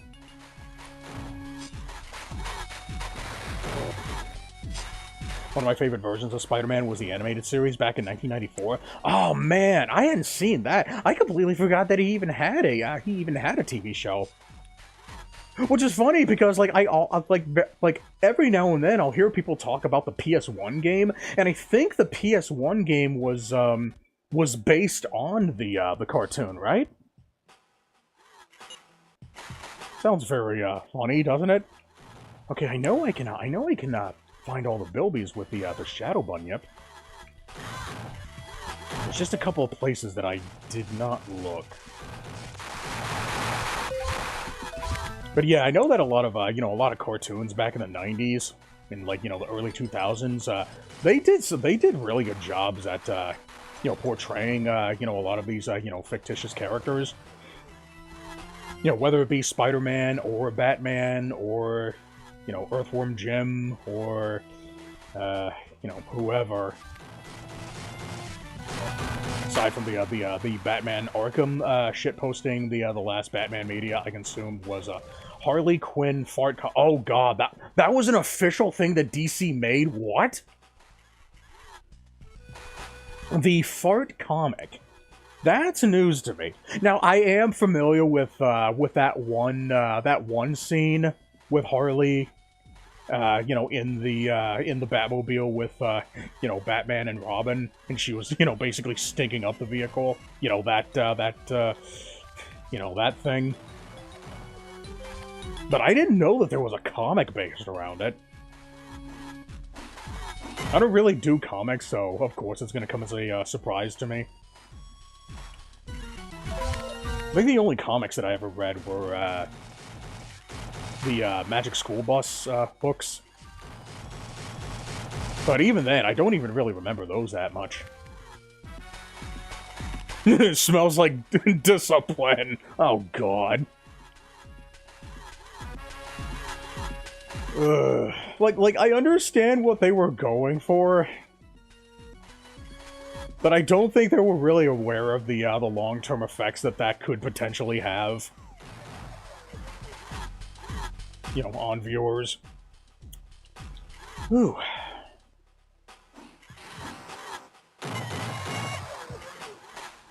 Man. I really wish I could look down. Have I gone down there yet? Well, I haven't collected that, so... And I'm still coming across enemies, so... Oh, hey, there's one. Oh, here we go. Okay, so they only take 5 hits. Alright, so those are invincibility frames. Alright, let me, put that. Ah, okay, so it opens up both doors. Oh, I wonder if I have to go to the... Oh. I wonder what that blank spot there was for. I don't suppose that's actually important for anything, right? I wonder why there wouldn't be anything there, like if it was just a, like a short of clove. So yeah, let me go the, whoa. Come on. Come on, how long are your iframes, dude? Knock it off.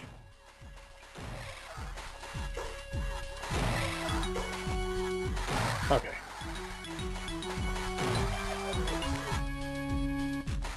That's so weird. Why does my why am I only able to double jump like after a certain amount of time? Is it this one? Nope.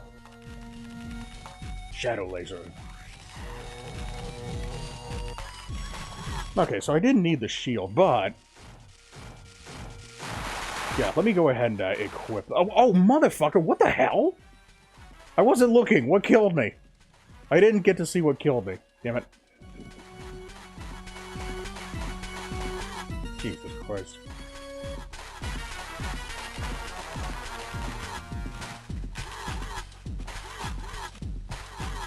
And, you know, speaking of Batman, I also did just recently watch that one video that was basically, I don't know if it was if it's like a comparison. It's more like just a video just talking about two separate villains. It was the video talking about like why Owlman works and why the Batman Who Laughs doesn't. And that really got me interested in watching the the movie that the video talked about. I think it was called Justice League Crisis of Two Earths. I think that's what it's called. Because I know that generally the the DC animated movies are supposed to be like really good. Unfortunately, the only one that I've seen so far is oh, hey, we got an 8 here. Let me go ahead and catch that. The only one that I've seen so far is Batman versus the Teenage Mutant Ninja Turtles. And considering the the majority of member berry movies that I had been exposed to at the time, and that I still am today, unfortunately, that movie actually was a surprise. It was surprisingly a breath of fresh air. You know, the fact that it actually, you know, did something with its references. You know, like, the references actually, like, you know, service jokes, or they actually, like, benefited the development of characters, or the advancement in the story. Or, like, you know, how characters would, like, you know, reference, like, other things to, like, you know, help to get to know each other. Like, you know, the majority of the references in that movie were done for, you know, a meaningful purpose. And I greatly appreciated that, especially considering, you know, what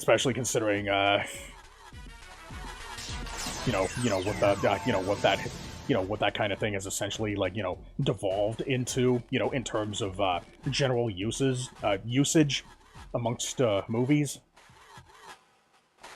So yeah, that's definitely something I would recommend.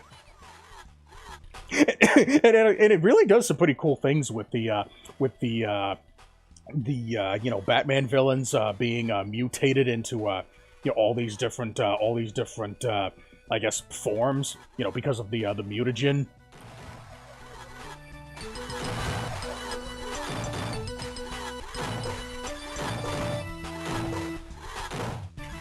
Come on.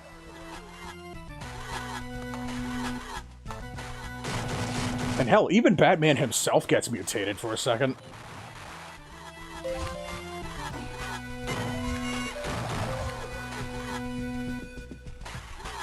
like they actually did something with his crossover. Like, you'd think that it would never work, but it actually surprisingly managed to, you know, do something with it.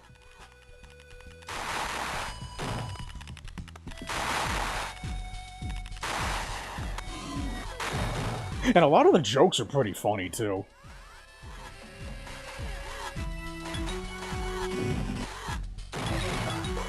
Like, again, like, it was quite the surprise.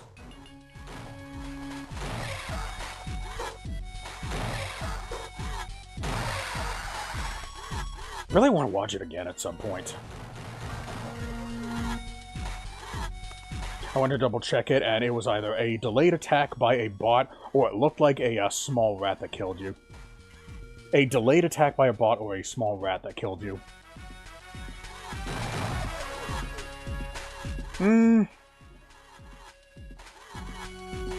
It might have been the early one, but thanks for looking it up. Yeah, I'll probably have to look at it myself to see what it was. Come on, where's that last one? Maybe if I progress a little. Wait, no. Yeah, the fact that I have 2 separate areas that I need to look for, and besides, I still have 3 more satellites that I need to activate. So maybe I'll find it once I. God damn! Now that I purchased everything, what the hell can I do with these opals? Ah, okay. So there's alright, so I filmed that one.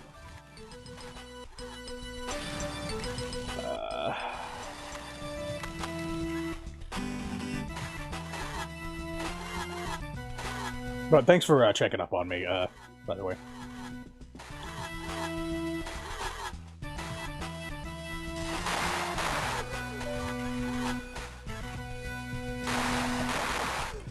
Ow. Motherfucker. God, I'm so used to... I don't know why the hell I'm so used to games having a coyote jump. Or actually, no, maybe it's not that. Maybe it's more so that I'm more used to being able to walk off further than it looks like I can. You know, kind of like, you know, how Mega Man is able to jump out while, you know, one of his feet is, you know, while he only has 1 foot on the floor, and he only falls off like when that 1 foot is like halfway off of the platform. Okay, well, there's that.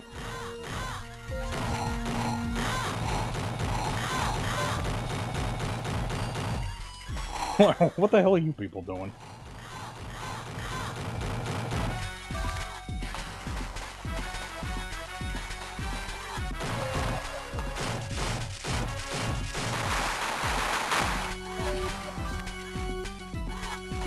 Oh, wait, hold on. You wouldn't happen to be in there, would you?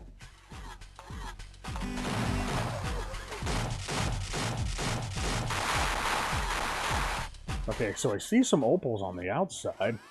Oh, well, at least I got something out of the deal. Oh, you know what? It might be... Okay. It might have... Oh, there it is! There it is! There it is! There you are! No negotiations. Okay, and it was right next to the, other satellite that I needed to finish the level. Okay. Alright. That was that. Alright, now let me go ahead and, let me go ahead and find that, that base that's, wait, no, I don't need to be here. That leads to a level that I 100%ed already. This one I'll, come back for. I need to find one more Bilby in there. Or actually, I wonder, can I do, does this one require a, if this is one of the Bunyet levels, then I might be able to, do this one. Maybe not. Oh, wait, no, I came from this one already. Okay, never mind. But then again, if it was a Bunyet level, then it would have showed that that there wasn't any of those, like, invisible boxes in there. Okay, so this is what I'm looking for. God damn it, I keep forgetting that I have fall damage.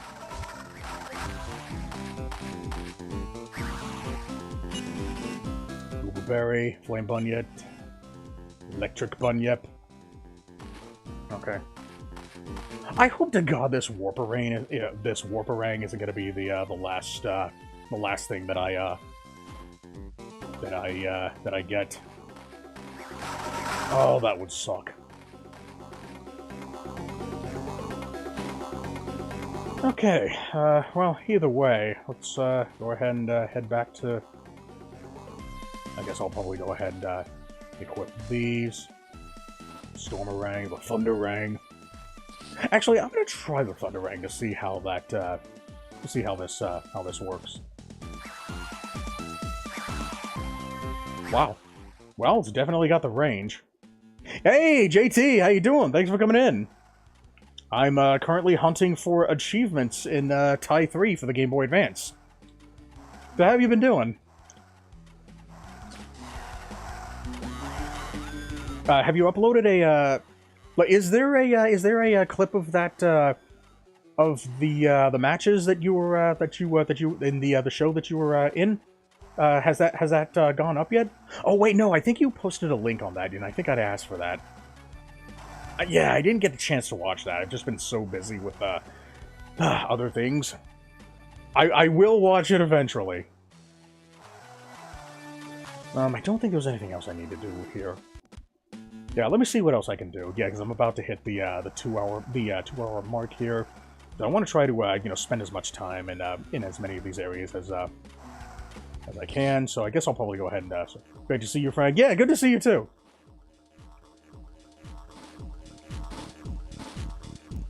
Here we go. Need the Frosty Rang. Yeah, like hell it does.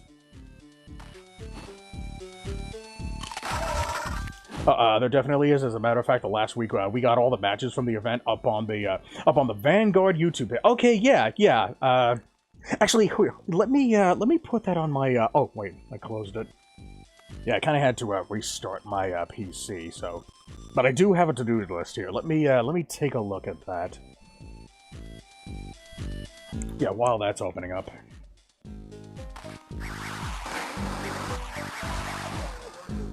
So yeah, when was your, when was your next gig? You said it was like August, I think it was?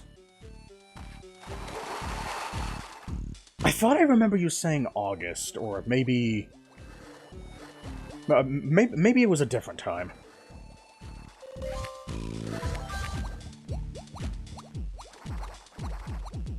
Okay, so I need to find... Well, I need to find... Dude, that is so weird that, like, when you're running low on on air, it's animated as you taking damage. That's so odd. The next Vanguard program is scheduled for Saturday, August 9th. Okay, gotcha. Exactly 4 weeks from today. Okay. Have you been brushing up on the have you brushed up on your announcer gig any lately? Have you been taking any advice to heart?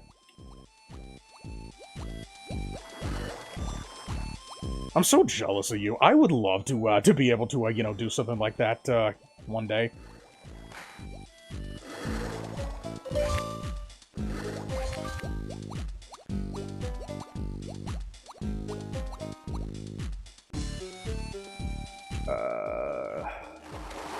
Let's see, how many do I need to find? Okay, oh yeah, I pretty much did nothing here, so I have got to find the,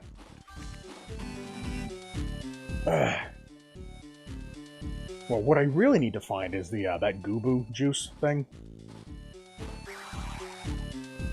The Goobu berries. There we go. Okay, alright, found one of you. Alright, making progress. Practice is making perfect, and I'm keeping a connection strong by accepting feedback from my people. Or at the very least, considering feedback, right? The crowd was incredibly strong that night. Wow, really? Jeez. Sounds... By the way you describe it, it sounds like a pretty big deal. Not just the fact that you're an announcer for something. But, the event specifically where you were at? Man, way to, leave a lasting first impression on both ends. I think the best thing I did then was I did not tell them that it was my first. Ah, okay. Yeah, that's probably a good idea. Like, but I guess thinking about it a little, it could be like a double-edged sword. Like, knowing that it's your first show. Like, on the one hand, it could lead to people thinking that you're just like you're just like inexperienced in the field and you might not do a good job because of how young you are. But on the other hand, seeing how amazing you did on your first day on the job, I guess it's really one of those depends on who you ask kind of situations.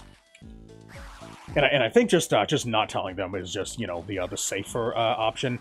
And I totally understand. I understand both sides. I don't think there's like a definitive better option here.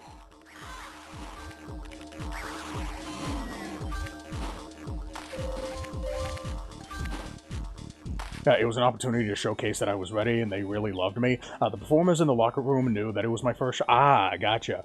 And they acknowledged that after the show was over, and we recollected. Right, yeah.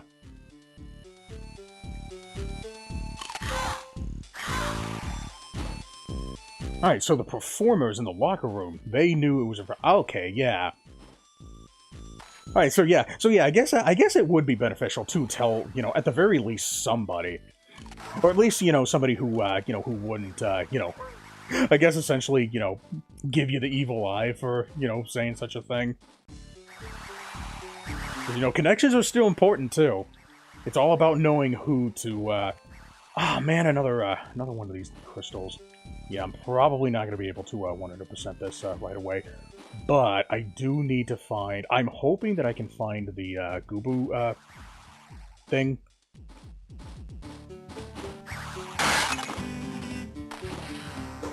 So yeah, good to know that it went really well.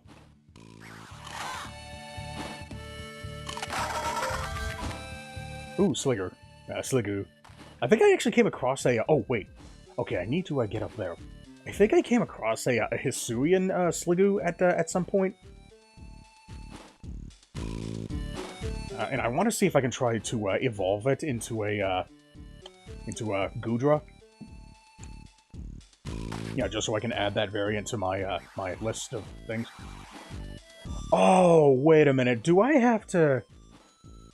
I think I need to have the Warbarang to get that one, too.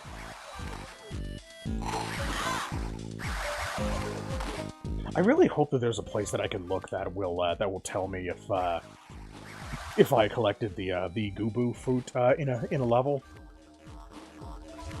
because it probably isn't gonna say in here. Got everything equipped.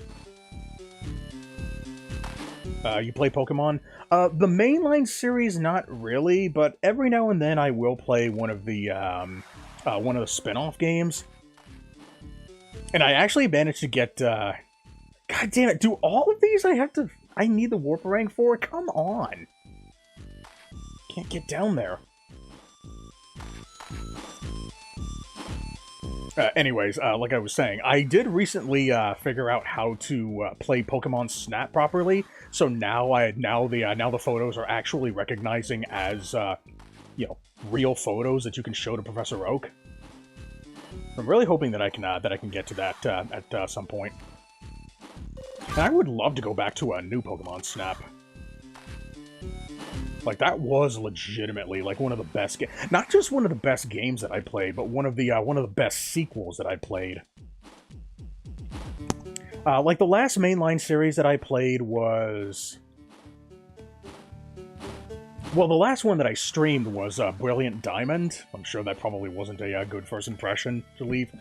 But I did play Legends Arceus off-stream, and I do remember enjoying that one. I do like how that one was a much more... there's another Gubu fruit. God damn it, how do we get up there?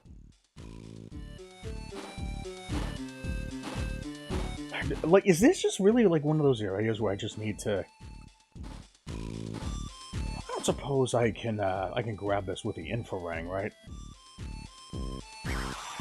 No. Doesn't travel as far.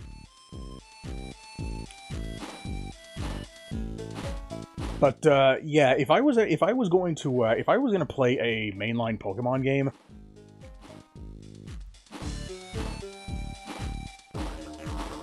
like I would have to set aside a good amount of time to sit down with one of those, kind of like what I did with Brilliant Diamond. But, the only times I ever really, play Pokemon games is when people request them during Retro Viewers Choice. It's so funny. I have all these Pokemon that I've leveled up like crazy, in preparation for when somebody requests it again. But every now and then I'll get a request for it, but it's not often. So I can't, I don't think I can do any more, work here, so I'm gonna have to try a different level. That's a shame.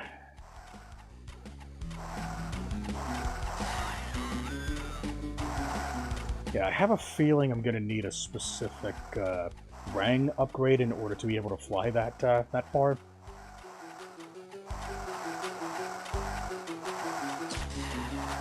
Let's see, can I do this one? Ranger in Danger.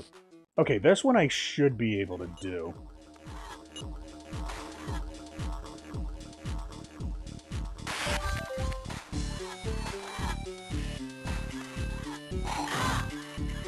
Honestly, I haven't even really been playing Pokemon Go a whole lot, lately.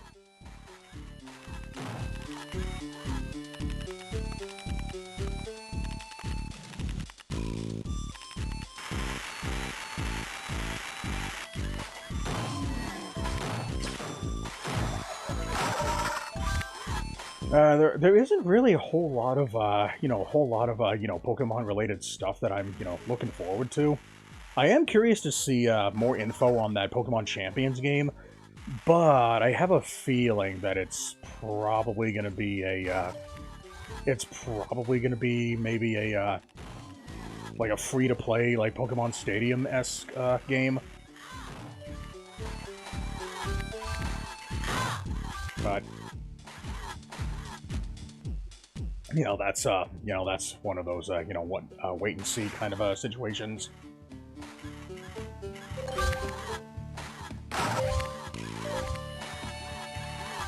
Oh, come on. Why can't I jump and attack?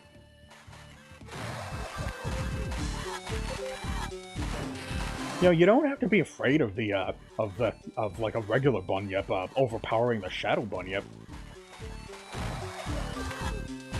Now, I have to remember, do not let go of the D-pad to punch. Because then that just makes it harder.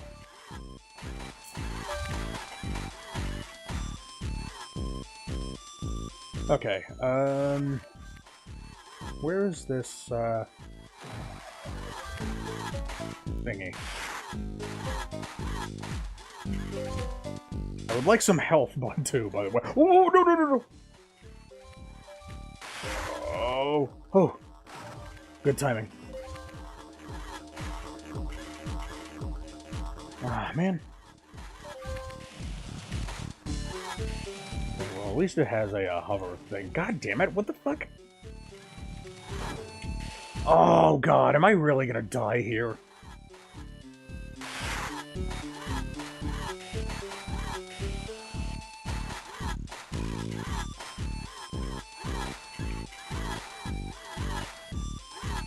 Wait, hold on a second. I want to check something. I think jumping has latency? Is that what's going... Motherfucker. Is that what's going on here? But yeah, once I'm done with this game, I'm probably not going to be able to 100% it anytime soon.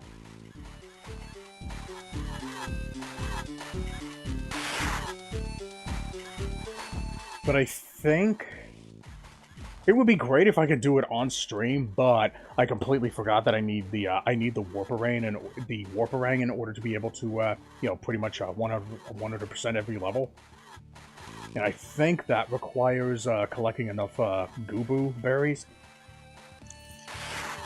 I wonder why it doesn't tell you which levels you collected it in. Like, you'd think that that would be, like, a very vital piece of information. Especially if the Warparang is going to be unlocked, like, a very late game.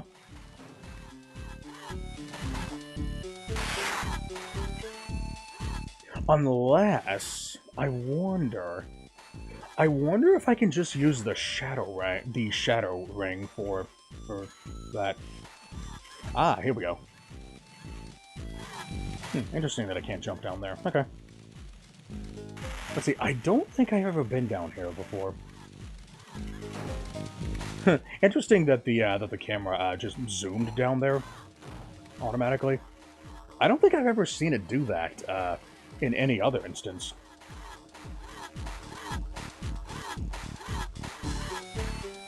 And there's no way in hell I'm ever doing a Nuzlocke. I am way too busy for that. I think like the only way that you could get me to you know, do a Nuzlocke is if I was, like, you know, desperate for content. Motherfucker, I did not know that you could do that.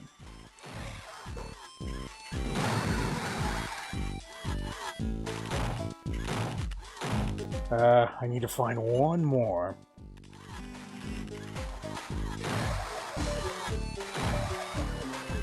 Maybe it's over here? See, what's down here? Oh, that's just a way back up. But it is possible that there might be one down here.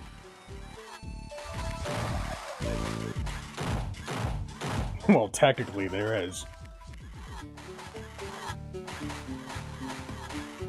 Let's see, how much time do I have left? About an hour? Okay. It would be very dandy if I could find a Goobu fruit here. I'm just hoping that that I haven't already found it from here.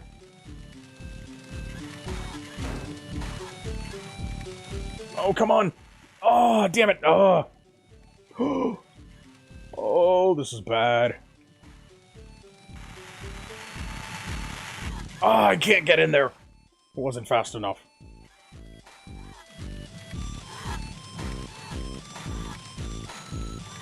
Oh, okay. Well, at least this is, Oh, wait. Is this one of the, Okay.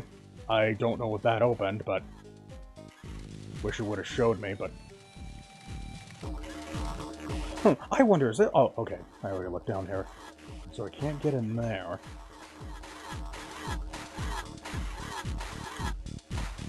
But, you know, you mentioned Pokemon, and I was, every now and then I would, I would think, I really want to play an RPG, just for the sake of, just passing time whenever I have, like, nothing else to do. That way I can, preferably something that has retro achievements. Of course, Pokemon is a very, is definitely a possibility. I was thinking of something that maybe something that I may not really care about, like live streaming, because there are some RPGs that I would really like to do a live stream on. Like I just recently discovered that Digimon Adventure game for the PSP that recently got an English patch. So I'd love to stream that one day.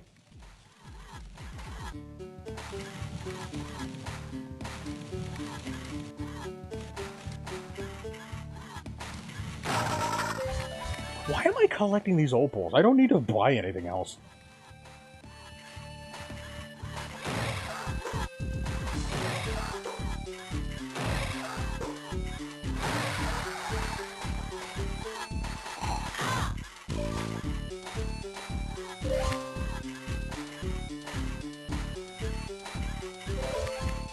Ah, man.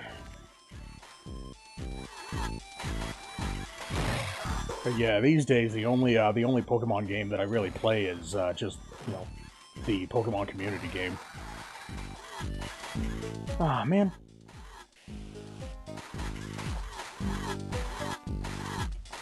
Yeah, let's see. Can I get back up here? I still have one more that I need to find. I know there's a few places that I haven't explored yet. God damn it. I need to see what that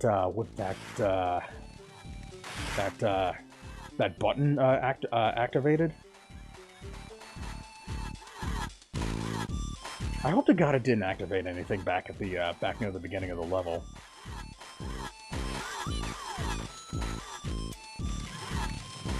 That would be very inconvenient. And very douchey as well.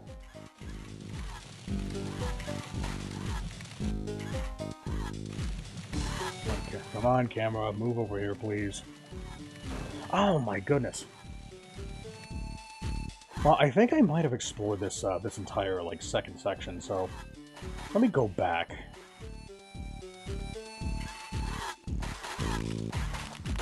Oh, wait a minute. Do the enemies all respawn when you Okay, no, not that one. I probably just didn't kill that one, that was all.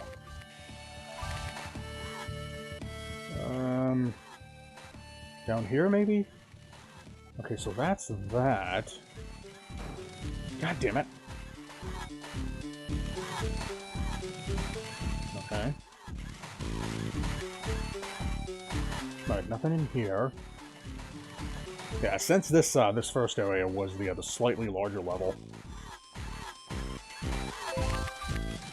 Now, I'm honestly kind of surprised that I haven't dropped any frames yet, at least on my end. Especially considering the exponential amount of rain that we've been getting lately, especially in this heat.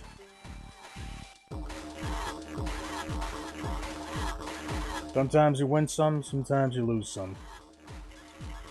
La-da-dee-da. And I'm back at the beginning of the level. Lovely.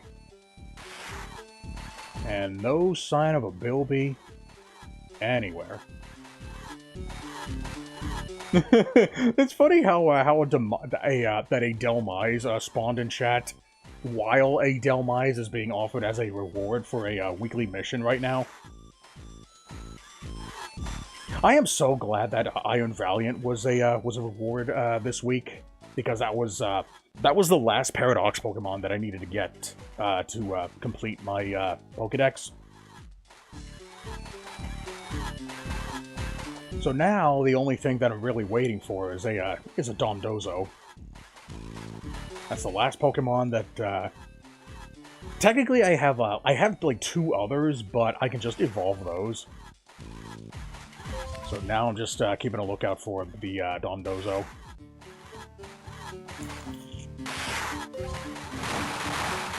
I just don't know what tier the, Dondozo is, so...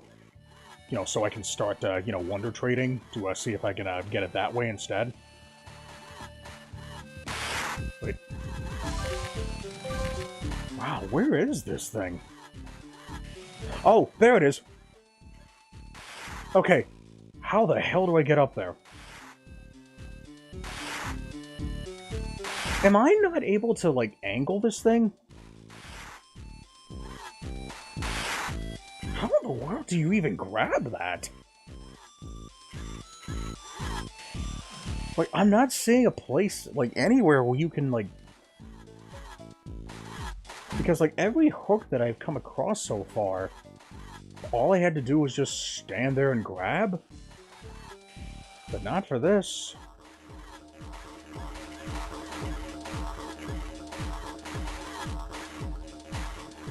I wonder, is there, like, maybe a higher path that I can take? Do I have to, like, walk backwards? No. I cannot walk backwards. Alright, so how do I get up there, then? Do I have to, like, reveal something, like, invisible? Invisible or something? So, like, what did that button trigger? Like, why is that the only hook that's, like out of reach? Like, in either direction. What do I do? How do I get to you? Well, I've got a video guide in case I get, like, completely stumped. It's getting close to around that time, so... Whoa. So I might just have to resort to that. Crap, I can't remember what the,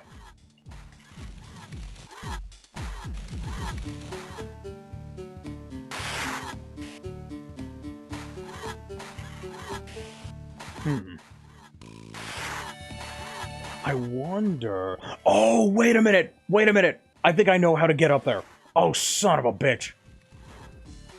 I think I know how to get up there. If I remember the layout of the level, I think what I was supposed to do... I think I know what I was supposed to do. Okay, let me, before I exit the level... God damn it, I just had an idea. Fuck. Oh, and I wonder, maybe that's how I get that other Goober Fruit. Let me test something here. Let me see if it comes back. Probably not gonna come back. Fuck!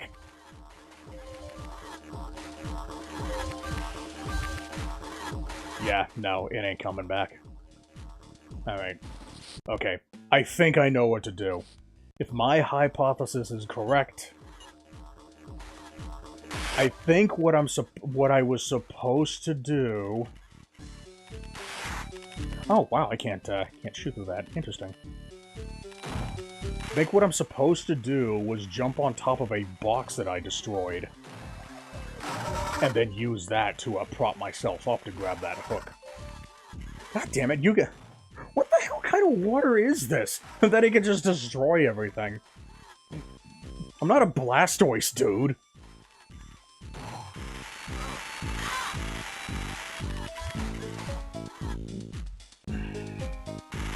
Wait.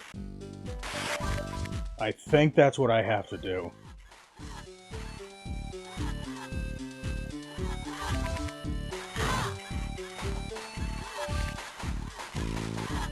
Wait. Yeah.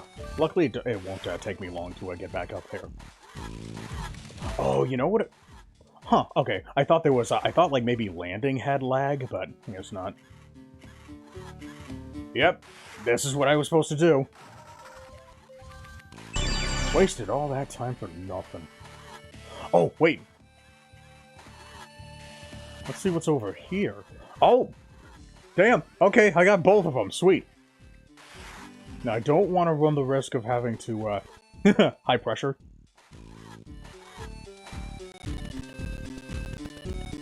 Oh, wait, oh, I'm sorry, I think I missed a, I might have, missed a, thing. Well, let's test and see if it carries over. Have you heard of the, Retro Achievement website? Yeah. It adds achievements to games that they officially don't come with. Yeah, I've been a member for, like, years. In fact, I'm actually at this moment in time, I'm currently number 149 on the leaderboard.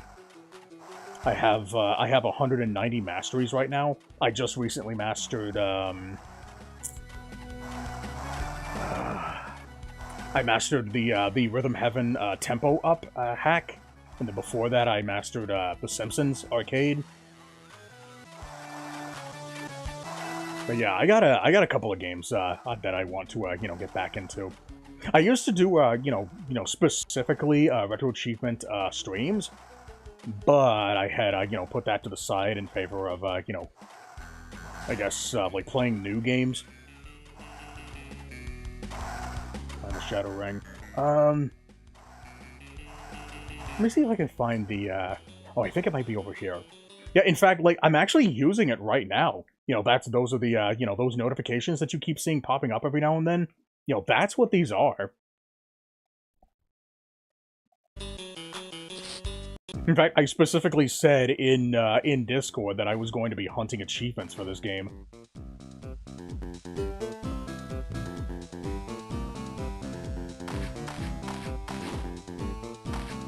Oh, no, I need to go down here.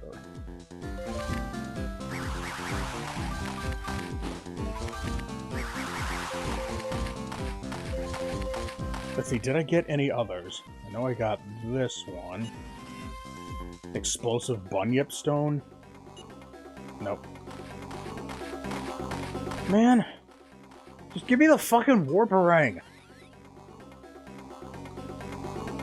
I need to 100% this game, man! Why don't you give me what I need for that? Unless I could just buy it. And I'm just fucking stupid. Okay, no, not here. Unless the store, like, restocked or something and I just, like, completely missed it. Nope. Oh, well. Yeah, I'm not gonna be able to 100% this game until I get that Warparang thing. And why isn't there any place in the game that tells you where the, where you're missing a, Gooboo, fruit?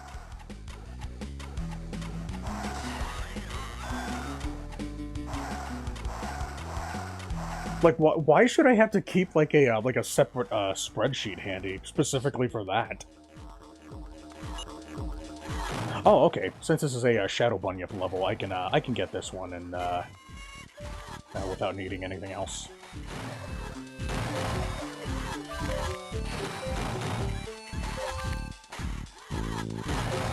Ah, good old jump and punch.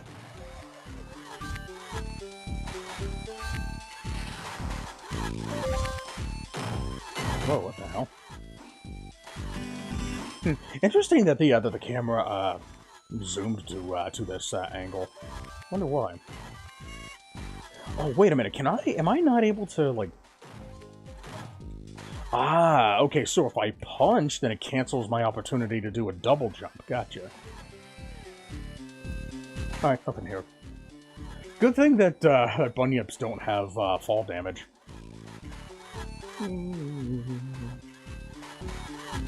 Yeah, I'm still eagerly awaiting the re-release of Smash Remix, so I can get started again on that set. Apparently, it's supposed to be like a very ambitious revision, kind of like the last one was. like it already won revision of the month, but I guess Spory's going for another one on the same game.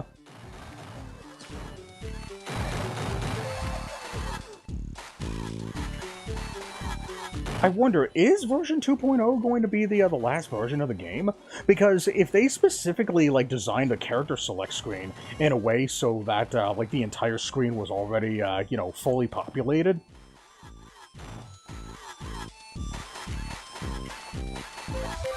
I wonder if that means that that's essentially the final version.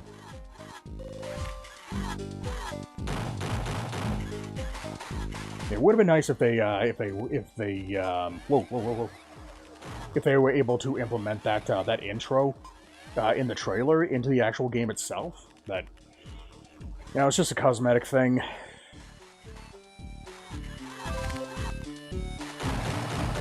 But it is pretty cool that they actually managed to get the original Smash 64 announcer to do the you know,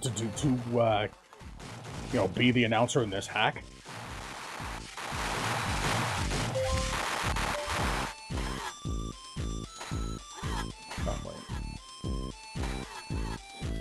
Oh, what do we have here? Alright, before I go in there, is there anything back here that I need to look for? I guess I could clean this place up.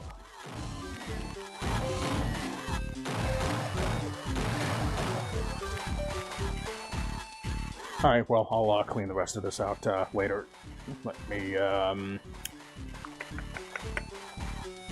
ahead and open this up.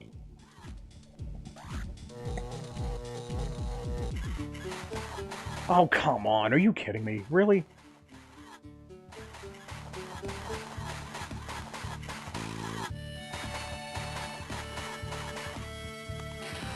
Ah, man. Oh, whoops. Oh, okay. I forgot that I had the double jump here. Huh. I can't believe that I haven't been in here before. I figured I would have already been in here by now. I guess I was just more focused on just beating the game first.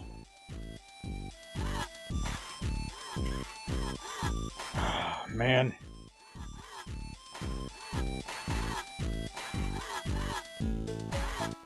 Yeah, if I'm gonna get that fucking Warparang, like, this late in the game... Oh, wait a minute. Wait, is this the same level that I played earlier? That had a lot of those, like, unreachable places? Oh, wait, no. That was a regular, level. Like, I wasn't using a bunyip here.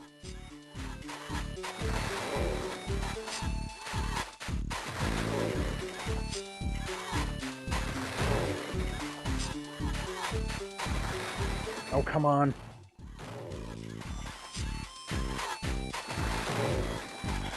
Alright.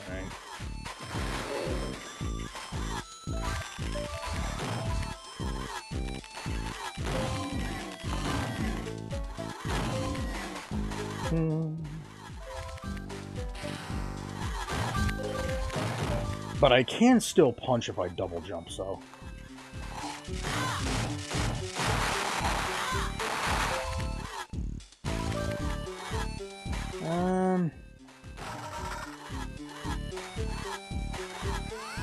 Oh, okay, so there's that one. Man, I do really like that, oh, shit, I just saw another one. Alright. We gotta go high. We gotta get high.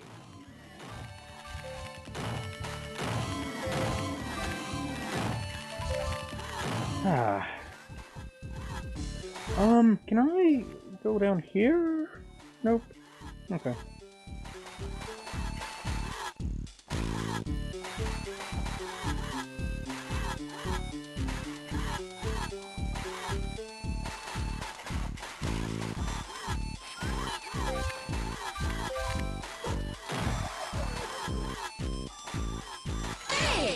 Mission. Deerling. Do I have the winter variant? Let me check. Let me see. Yeah, while that's loading up. Okay, let me see. Do I have this one? Oh, god damn it! What the hell? Okay, yeah, I have this one already.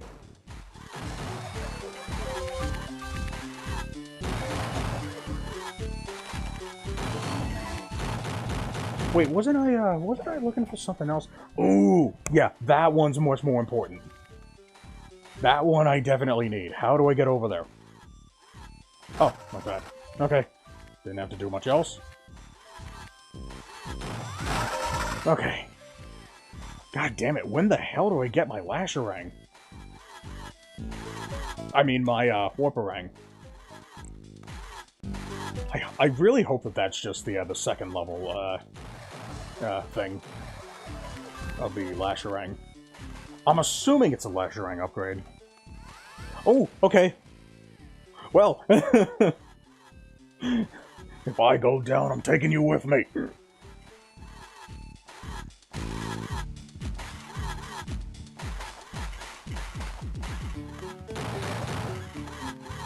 Wow. Wow, you take 2 hits? Huh. Why did I think you only took 1? Let's see, 4...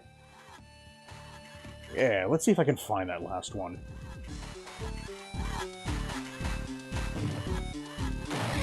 It's probably not out here.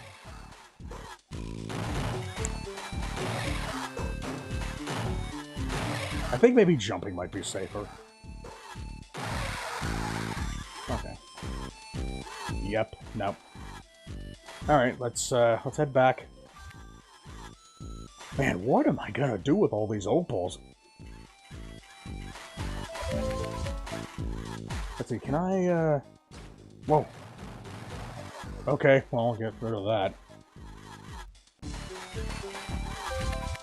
Alright, well, now I know that if I die, I'm on the right track.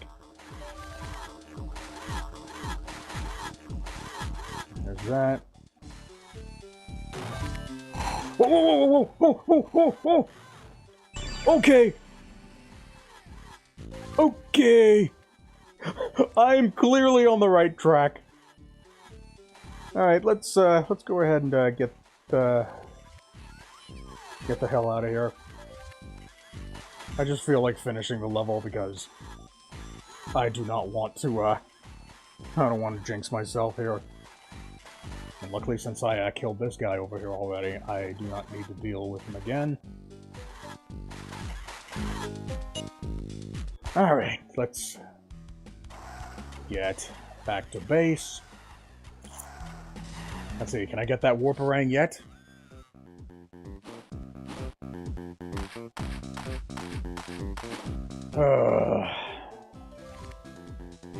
But I think I might know, like, if I'm on the road to, upgrading my Lasherang, I think I know how to get that one other, Gooby Berry that I,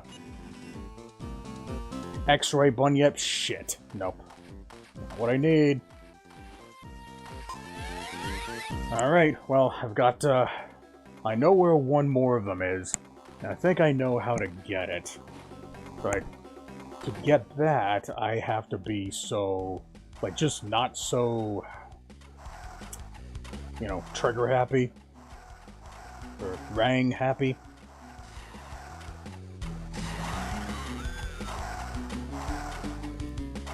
The Shadow Ring. Yeah, see, where the hell was it? Was it here? The Quinkan Expert. Did I ever find the thing from here?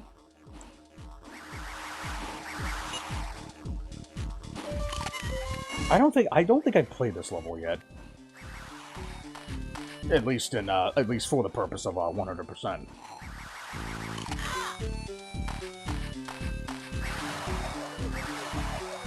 I don't know why I thought for a second I could, like, cancel out, projectiles. Okay, I don't need this box for anything. I feel like like, is this the level?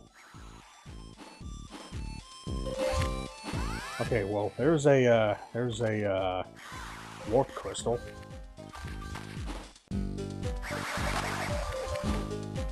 I don't suppose I can utilize that, like, right away, right? No. No, I cannot.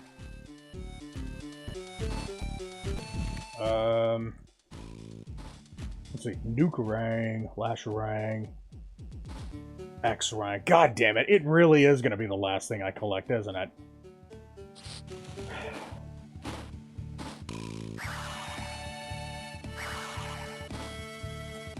Well, damn it. So I wonder, does that mean that...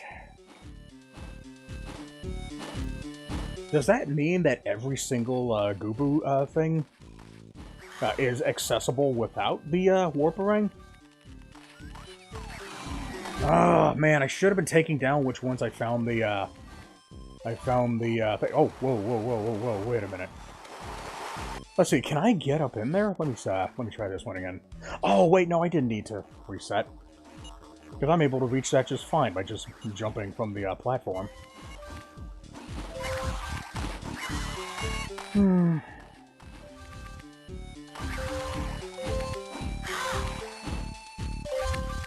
Well, I'm anticipating that I probably won't have a whole lot. Once I do get this Warparang, I'm probably not going to have a whole lot left to you know, play on stream for. So in that case, I'll probably just do the, Okay, so there's that. Alright, so I already found that, so good. So good to know that that was, relatively early on, so that was not the level.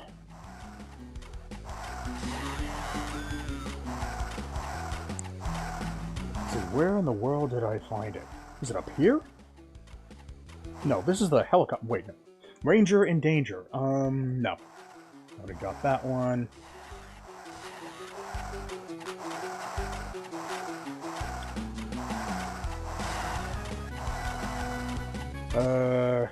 Oh wait, no, was it in the, was it in the second area? I remember this one. Oh, is this the one? This might be the one, yeah.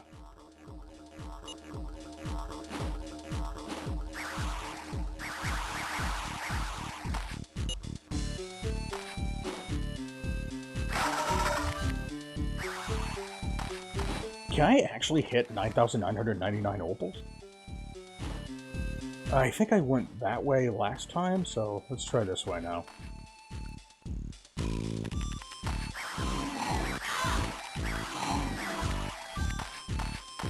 Or maybe that was a, maybe that was just a one-time thing. Ow, motherfucker.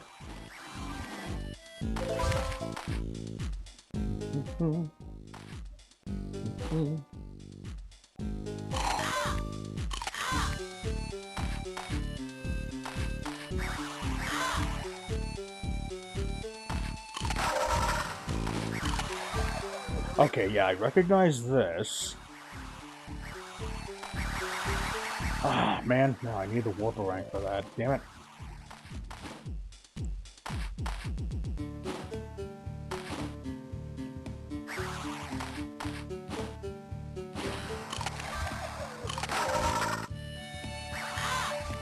You know, it would be very nice. Oh, wait, here we go. Okay.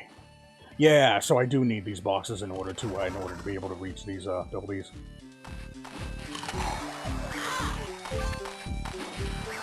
Damn it.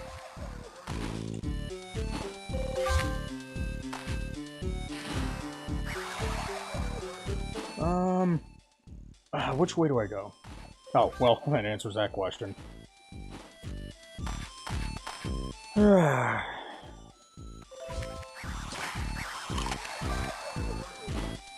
Okay, well, definitely need the Warparang for that guy.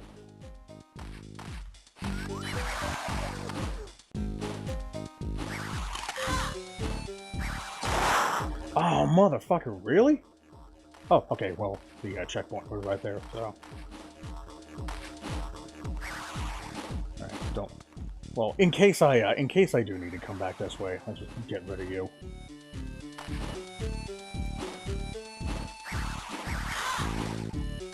See, where does that take me?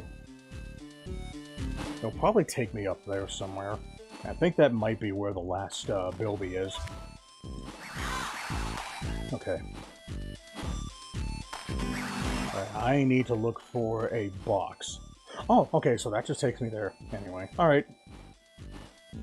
I thought I needed to do more than that. What the f- Okay, shit. I was trying to jump from there. Okay, I didn't know that I could reach it from there. Okay, never mind. Fuck. But yeah, this is probably going to upgrade my this is probably going to upgrade my my Infrarang. I highly doubt this is going to give me the Warparang. But I think I might have found all of the Gubu berries from this area. Let me go ahead and deposit that and you know, one can only dream. Like, it's highly improbable, but not impossible.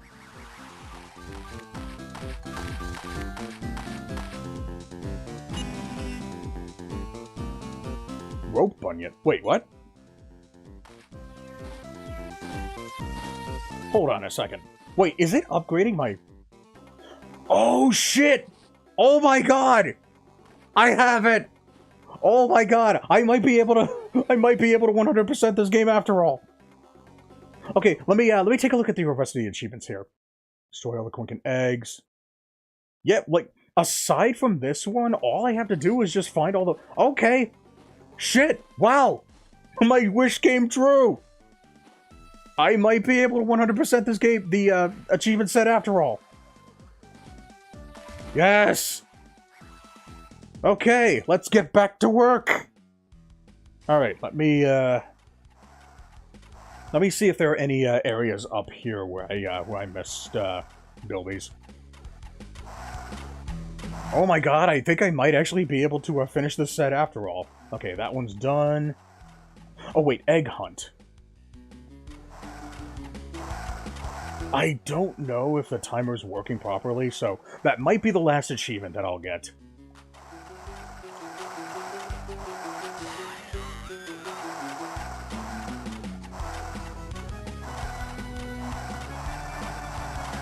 In fact, I might actually utilize my timer, my Echo Dot timer. Yeah, once I get back here to see if it's working properly. If not, then I can at the very least I can use this this stream as evidence that I did perform it manually. All right.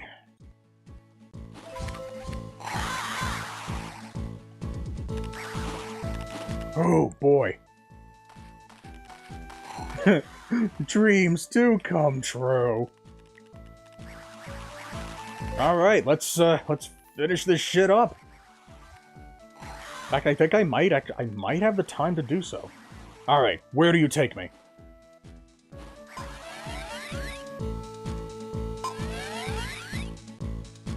Oh, okay, you take me to that. All right, well. Whoa, wait a minute. Wait, why were there two of these? What? There can be two in a level?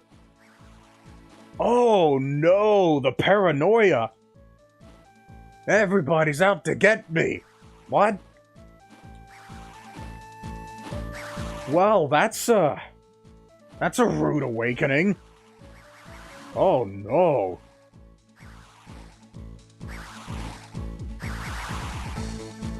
Alright, well, I have the Warparang now, but luckily I don't need, these, luckily I don't need the, well, I did need them in order to get the Warparang, but luckily I didn't need to collect every single one of them, so I am very happy. Ooh, Mammoth Swine. Let's see, A tier. Yeah, there have been a lot of A tiers spawning, lately.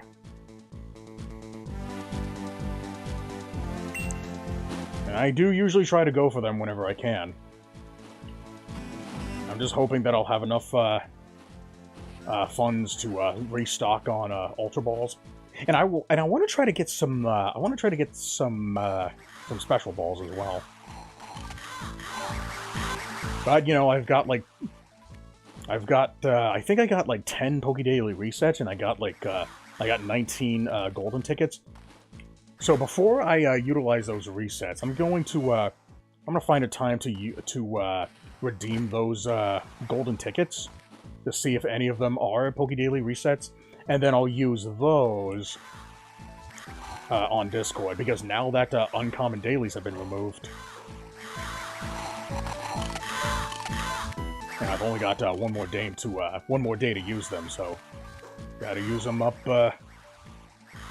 And I redeemed my my Pokedaily about like 8 hours ago or something. At least it felt like it. So yeah, I'm just waiting for my my timer to reset. Oh wait, no, maybe I only needed 8 hours since last time I checked. Best case scenario, it's ready right away. So la la.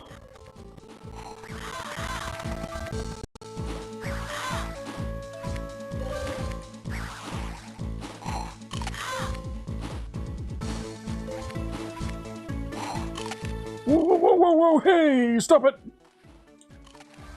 My God, stop it.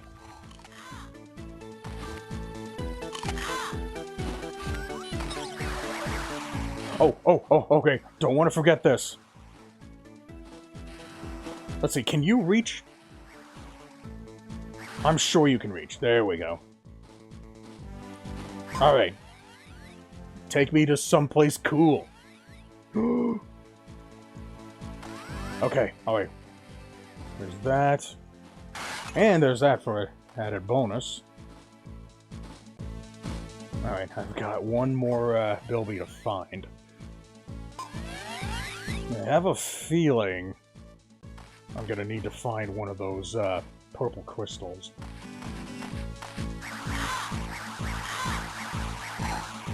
I don't know, this place looks a little end of level-y. Yep, that's definitely the end of the level. Okay. I definitely went too far. I think I might have passed by one, and I just didn't notice it. Why does fall damage even need to be a thing?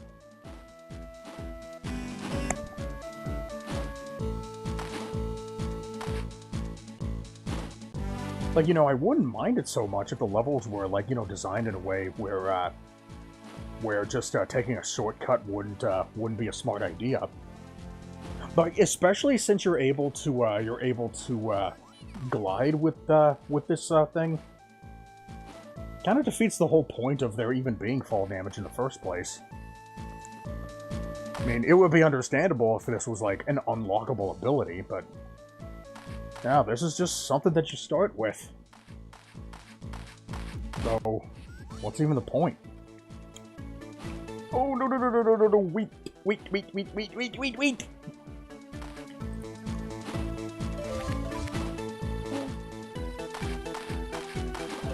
Alright, well, we're back here now.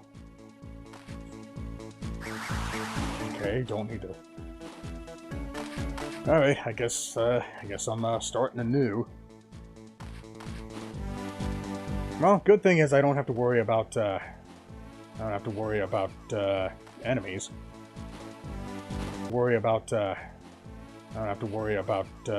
Enemies.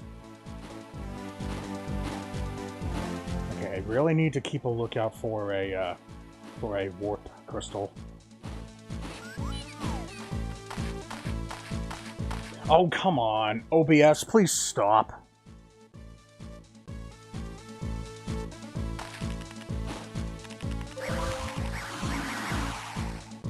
Okay, are we back? Are we back? Alright, we're back. I think we're back. And just in the nick of time, too, because I just found the last Bilby. Wow, talk about a stroke of fucking luck. Okay. Alright, there's, more than Maury. Alright, we can go ahead and save here. Get the hell out of here. Let's see, how many more areas do we have? 1, 2, 3, 4. Restore Cassopolis. I think that's going to be... Wait, Brown Kiwi down. Wait, isn't that a level here? Maybe it is, maybe it isn't.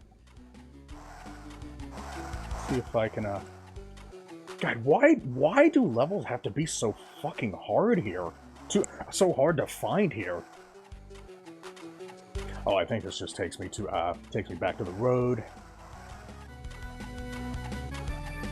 Oh boy. Man, it's been a good while since I did a live stream on a retro achievement hunt. Oh, wait, let me go ahead and submit my not that I need to, but might as well. Oh, wait, no, I can't do it here, can I? Wait, can I? Can I do it here? Maybe I just didn't find it yet. It's possible. I don't suppose he's located out in, this whole time, I've never actually, tested this, I've never actually explored this, area before.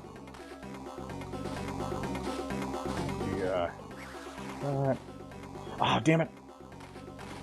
Alright, well, I got the Warparang, so... Oh.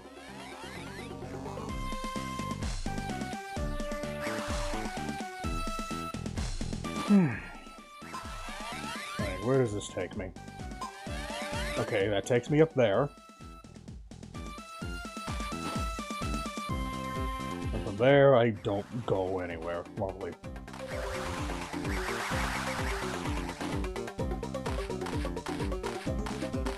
Well, there's definitely stuff to collect here, but is any of this stuff that I need?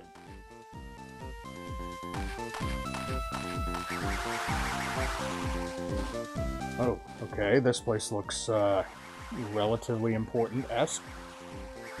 What does this net me? What are you hiding here? Oh, come on.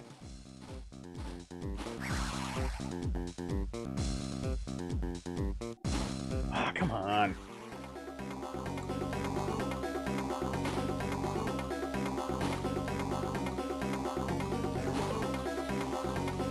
Really? Just another bag of opals? Oh, okay. Well, it gets me an extra life. Oh, 2 extra lives. Alright, well, I guess I can utilize those. I don't see why I'd need to, since I can just, save scum and achieve the exact same result. Huh, so the Goo guy just isn't here. Alright. Well, it's not like I absolutely needed to see him or anything, but... Yeah, it would have been nice to, see what, at the very least, what the new rangs look like. Alright, let's head back. Alright, let me see if there are any other levels that are missing buildings here. I could have sworn that that brown bird down thing was a level in this area. Maybe it was in the second one, and I just don't remember. Yeah, let's take a look. I know that, what's it called? That, oh, okay, well, while I'm passing by, I might as well just go ahead and, say hi to you.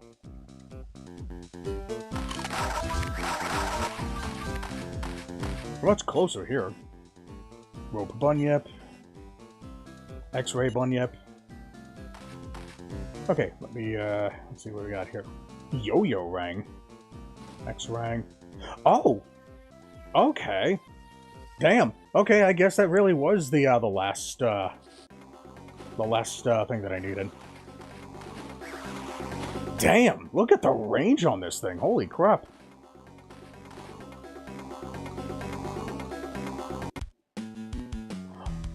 I wonder why the X rang upgrade was the last thing that I needed to collect. store castle office. Okay, let's get back in here. Yeah, let me see what this, what does this I-Rang do?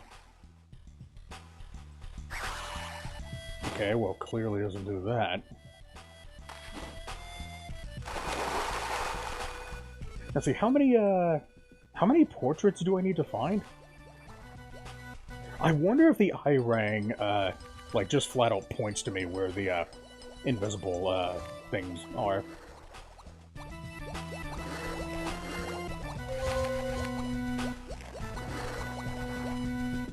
But regardless, I think maybe the Warparang probably should have been unlocked a little bit, earlier on.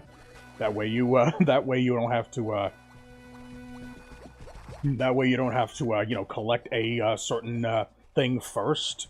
A certain collectible first. Especially one that doesn't tell you how many you have left to collect. Like, that's a very dick move.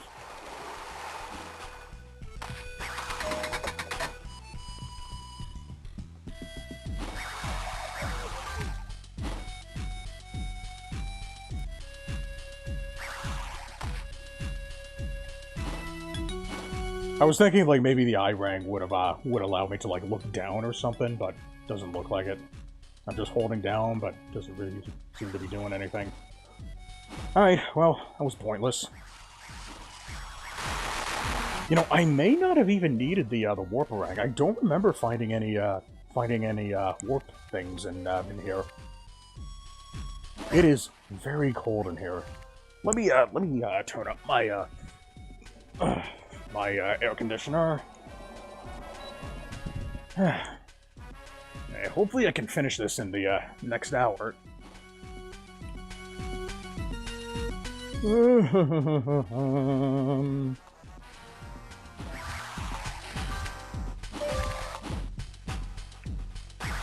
I ever get to see what was going on? Oh yeah, I did.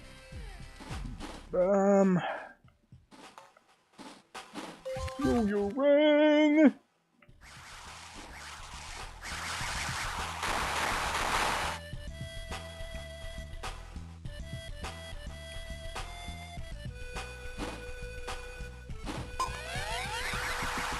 Yeah, I probably... Ooh!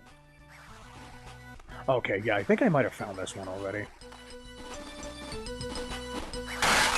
So how is the I-Rang any more different from the X-Rang? I would have thought for sure that you know, since that was the last item, the last upgrade that I needed to collect, you would have thought that that would actually be of, like, you know, great assistance when it came to 100%ing the game. Oh, come on.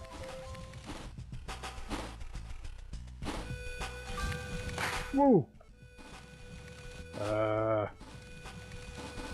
Wait, no. Jesus. Okay, no. Oh, wait a minute. Is there a, Can I see something up there? Ah, there is a warp crystal. Okay. How do I get up there? I wonder where the other one is. Assuming that there is another one. Maybe try up here?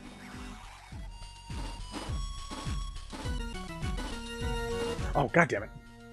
You know, I'm just gonna use this.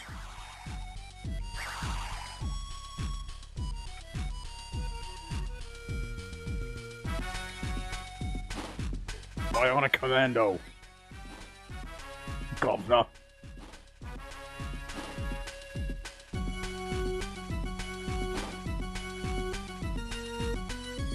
Okay, so I can't get up there that way.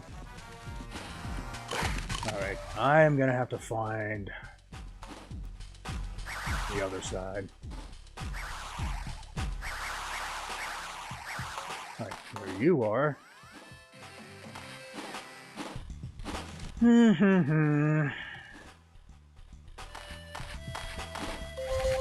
Oh, okay. There you are. But can I get to you? Or is there, like, a maze that I'm gonna have to... Oh, motherfucker, what? Mission! Huh, a fire Pokemon as soon as I die by fire. How poetic. Okay, let's see. I need, this.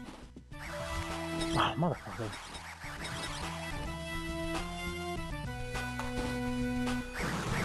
God damn, holy shit. This shit practically fucking blinded me. There we go. Oh, where does this take me? Nowhere important. Oh, that was a waste.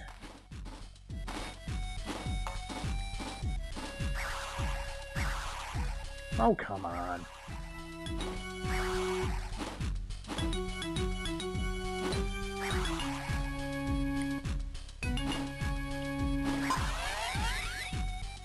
Alright.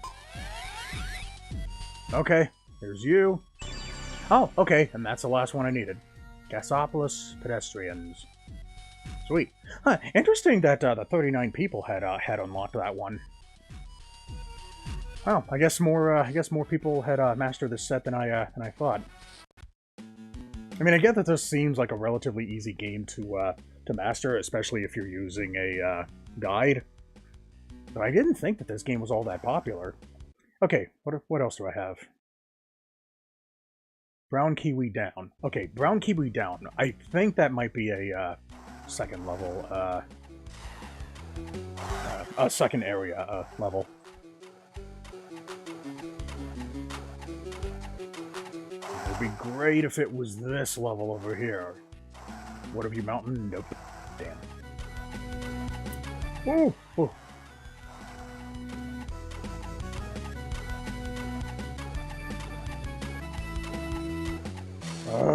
I need a fucking map.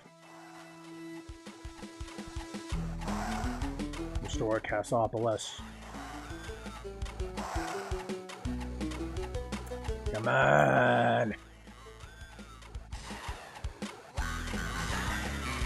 Damn, they both just blended together. Okay, here we go. Wow, I missed 3 here? The only pilot we have. Oh, here we go. Now, sometimes it's not always worth it to go the wrong way. Which, in this case, is the right way.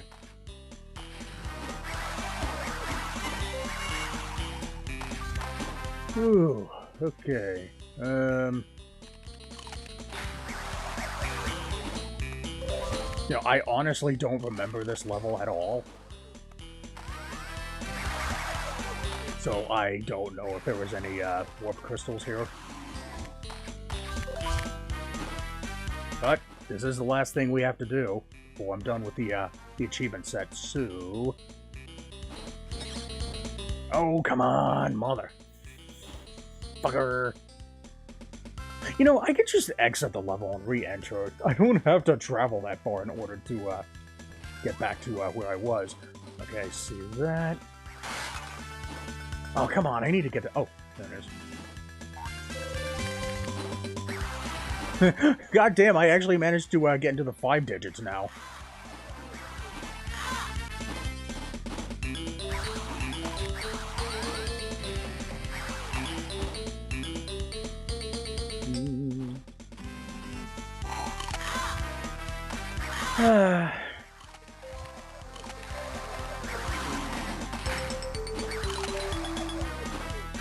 Damn. You know, this game turned out to be a relatively quick mastery. Like, I thought I was gonna have a harder time than this, specifically because of the lack of being able to tell like what which fruits you've collected. But even then, there needed to be some way to there needed to be like some kind of a counter for that. Like, you got a counter for everything else, but not for this. Okay, I can get up there, but can I get up there from here? I don't think I was intended to, no. I think I'm supposed to come around the other side. Yeah, I saw that that building up there. I'm just trying to figure out how to work my way around to him. Nope. Man, that is such an annoying hazard. That fucking like flame out of the wall thing. But you know, I do understand why, like, if you actually do care about, you know, lore, why are those things there? It does kind of make you think. You know, oh, let's see. I have, don't I have a weapon that, that can go, like, stupid far now? Nope. Yeah. Oh, wait, did I apply the upgrades? Yep, everything has, all the upgrades.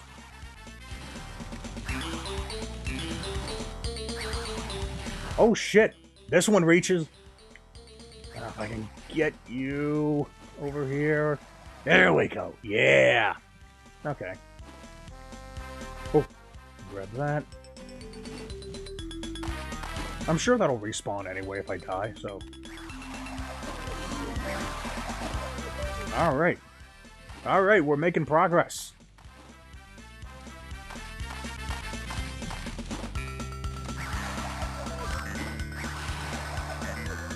Wait, is that the you know, main benefit to the eye ring? Is that it has the farthest traveling distance?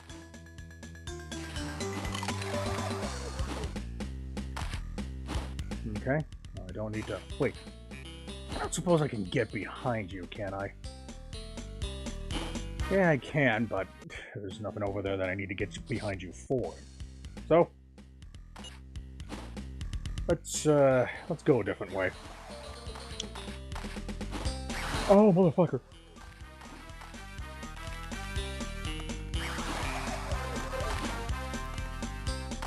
I think I already found what I needed to here.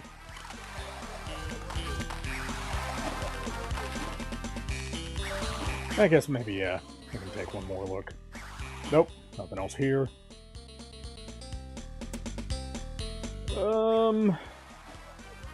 Oh wow, I did not know that could actually kill those things in one shot.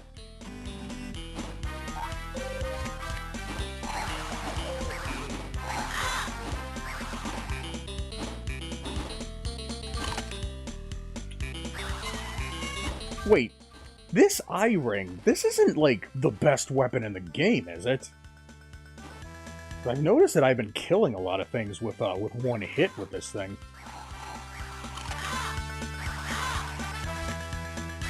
I think that might be why it's the final upgrade,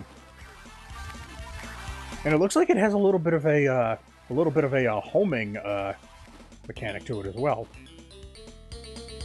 Okay, shit.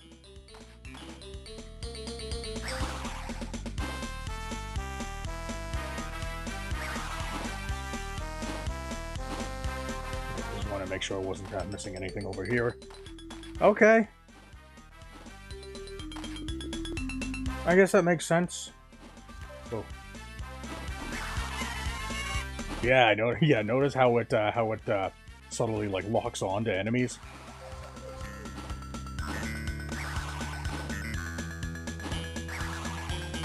Okay, so I wonder. Yeah, the fact that I'm able to take those things out. Ah, okay, so I can get up there. I just needed to get a better running start. That's all. I think that was the only other thing that I needed to get from there. Hey, here we go. Yeah, something tells me I was supposed to come from the other way. Wait, is it not able to take those out? Is it not able to blow those out? Huh, okay, interesting. Wonder why it wouldn't allow you to do that.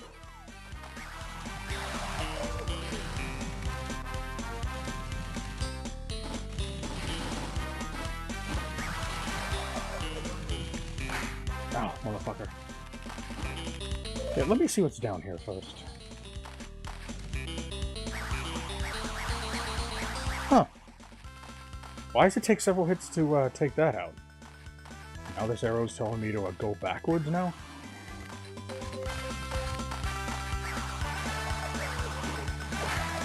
Oh, god damn it.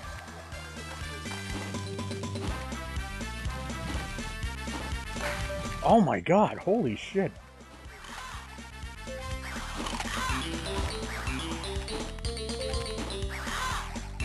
Well, at least I know that I'm venturing into unknown territory here. Yeah, only got one more to go. Ah, okay. So that's you.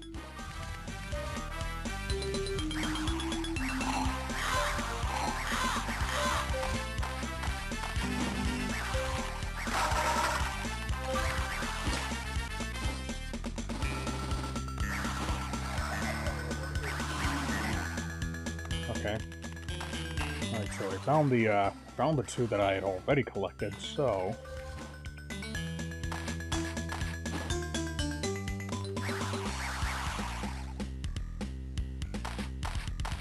Where's the last one, then?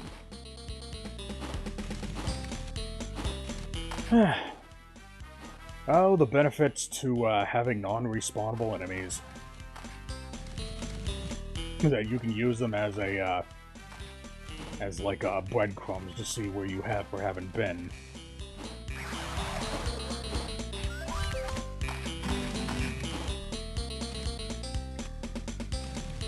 Have I been down there yet? I think I have.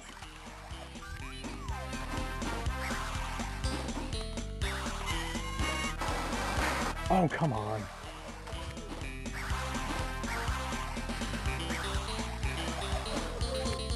Boy, I love how this thing is utilized.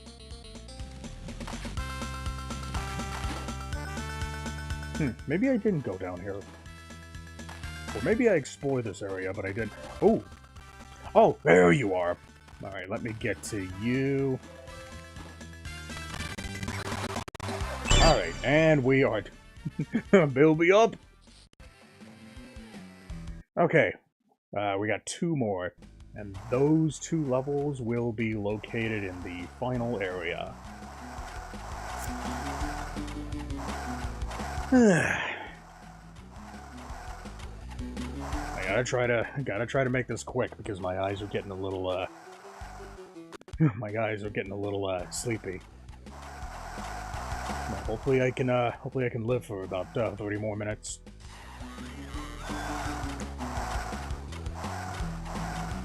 And then I also have that that speedrun achievement that I need to do too. Danger in danger. Nope.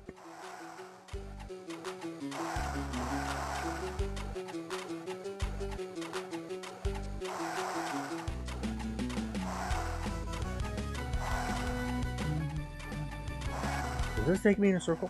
Okay. I thought maybe there was a level here, but... Yep.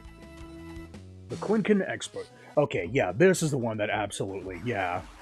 I do distinctly remember, one of the buildings being locked behind a, warp crystal.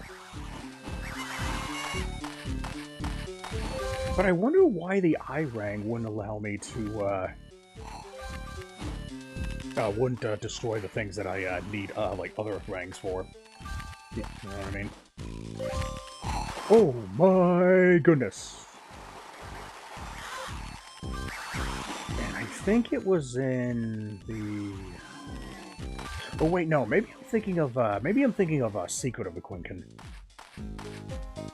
But either way, I think the warp crystal might be in this area somewhere.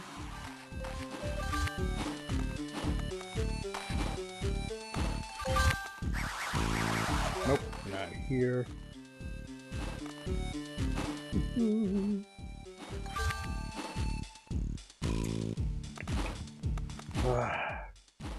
I am so glad that I'm almost done with this set.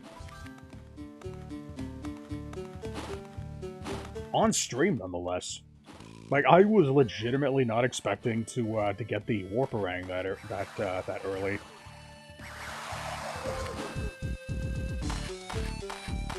Whoa, what the hell is that? Oh. Mission. Ultra nail? What the fuck? And yet somehow it's still registered. God, you know, the Clodsire, it looks so similar to the Dondozo that it just kind of it just kind of conditions me to, you know, just throw. Because I'm just keeping a very close lookout for that. The only difference is, you know, the only major difference is the color scheme, but because it's grayed out in the Pokédex, it just kind of terrified me, that's all. Yeah, they're both Gen 9 Pokemon, too, so... I hope to God that this boosting helps with that.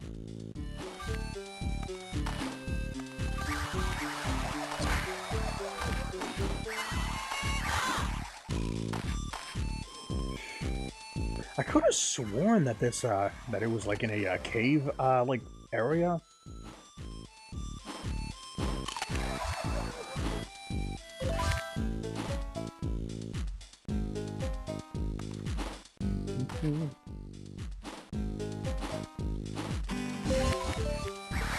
Yeah, I don't think I have anything, else to do today.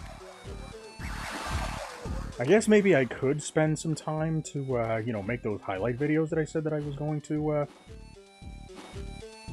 or maybe I could actually get started on that fucking Messenger review. Because I did take the time to rearrange the notes in an order where I, felt comfortable, you know, talking about stuff, so maybe I could do that today. Or maybe the next day. Because I would really like to review that game. Yeah, this one not so much, because I don't really have a whole lot to you know, say about it. You know, the Game Boy Advance games have turned out to be very, forgettable, to, put it lightly. Oh, wait, what am I doing? I had the right one. Or one of the right ones, at least. What the fuck? Alright. Oh, okay, that was the last one I needed. Interesting that it was located right there. I could have sworn I already had the Freezerang by the time I had reached that point. And I think the end of the level right here too. So, all right. I only got one more. No, don't want that. But I do want to save. You know, now that I've finished that. Let's go ahead and find that last level. Secret of a Quinkan, I think it was called. I thought I remember seeing that being like in the lower area.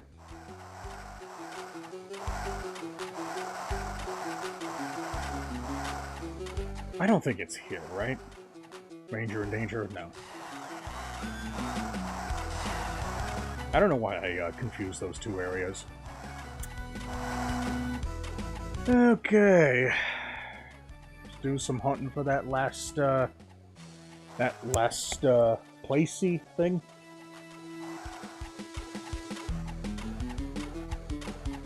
Secret of the Quinkan. Here we go. Yeah, I think this is the one that that required the Warparang for like 2 of them. Now that button, does that wonder why there's a clock right there. Right, well, that's not important right now. I'm so glad that I don't need to fucking speedrun these levels. Alright, let me take one look down here. I didn't find them down here, but I just want to double check so I'm not having to fucking restart this level for anything. Yeah, I think this might have been like one of the earlier achievement sets. Yeah, because there's only like a very tiny handful of speedrun achievements.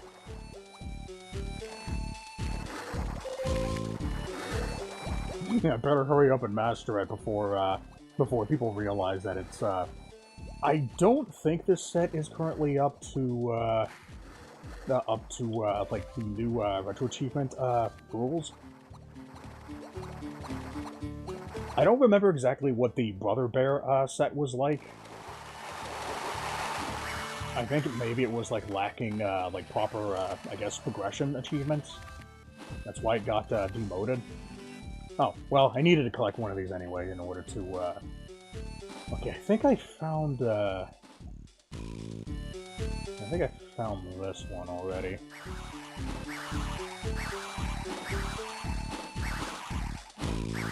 Oh, come on, what the fuck? Dude. Really? You traitor?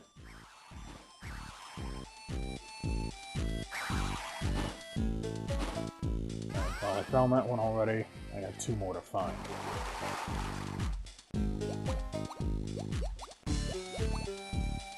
But yeah, just wouldn't hurt to double check. You know, I am curious. Oh wait, let me go ahead and refill this first. Yeah, I don't think it's possible to swim faster. I don't know what I'm pressing A for.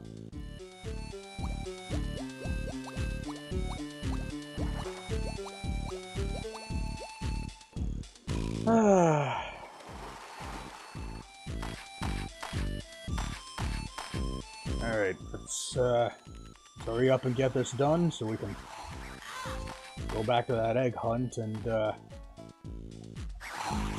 I might be able to do the rest of this with just the yo-yo rank.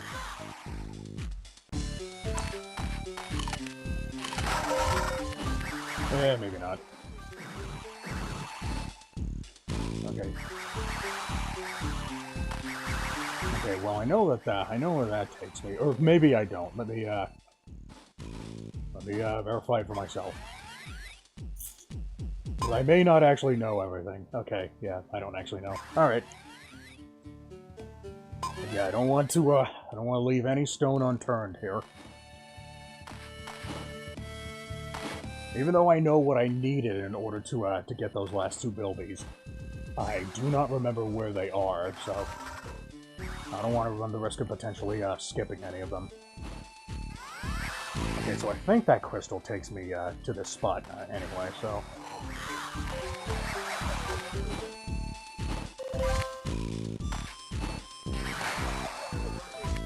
Let's see. Anything down here? Nope, not really. God damn.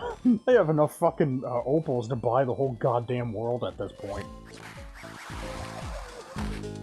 There you are.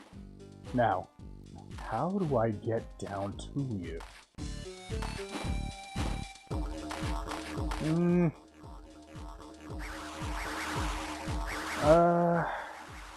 Yeah, I don't see any other way in there other than to just find a,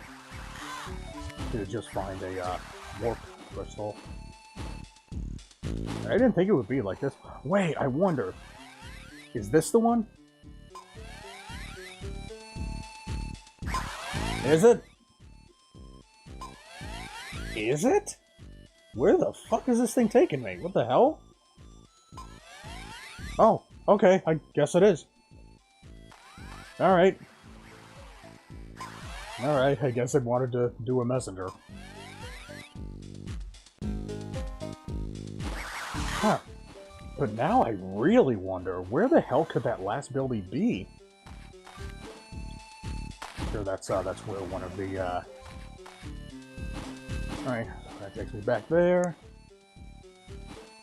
Ooh, this, last buildie might be a bit of a challenge to find after all. I didn't think that all those crystals were, like, you know, interconnected with each other. Now, before I head out there...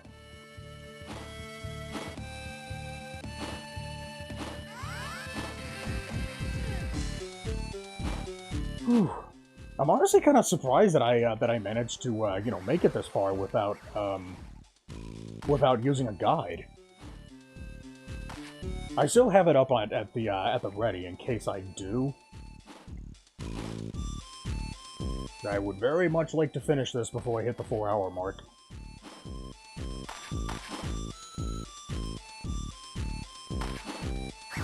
Alright, let me see if there's a place that I can go that that doesn't require ow. I think I came from up there.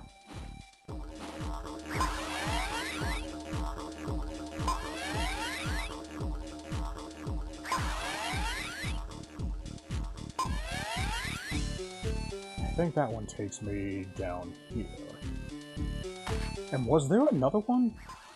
No, I think it was only these three.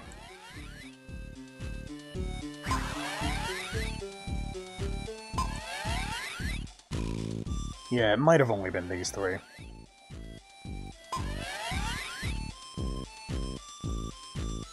Alright. Alright, well, I guess the last thing I can think of is that it might be outside.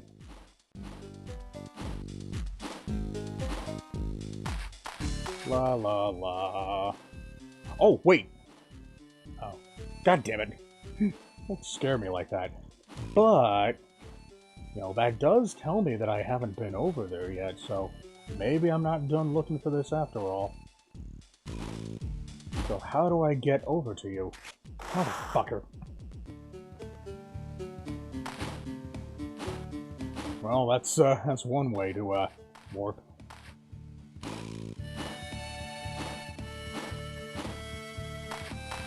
And for the most part, I haven't really needed to grind for lives either. Okay, so I got that. But I haven't seen what was up here yet. Or maybe I just forgot to kill that one guy. Not seeing anybody else here.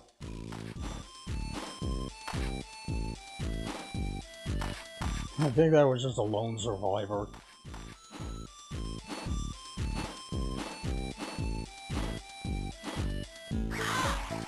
Yeah, I probably just forgot to kill these guys.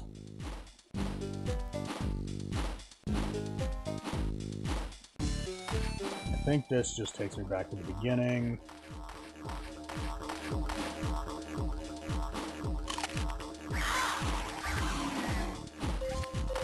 Yeah, probably not up here. Alright, well, I guess I'll just head to the end. There's a chance that that the last guy might be, like, close to the beginning.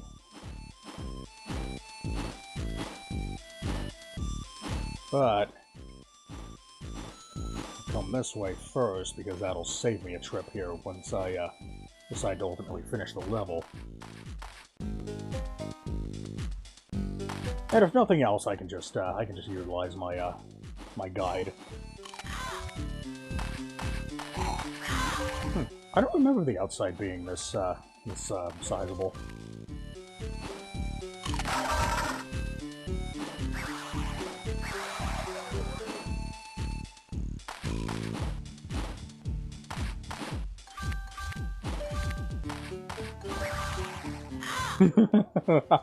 Stop. Bring it back.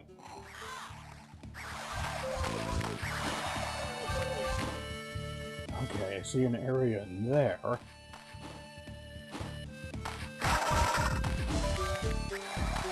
Okay.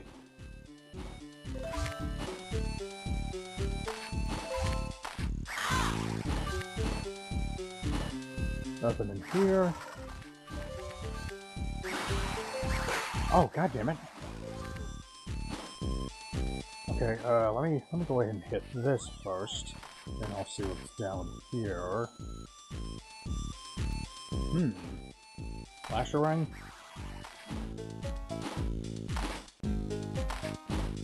Yeah, that does seem relatively easy to miss, so I can see why I may not have thought to come down there. Okay, I see a platform over there that I cannot fall on. I really wish that I could look down. God damn it.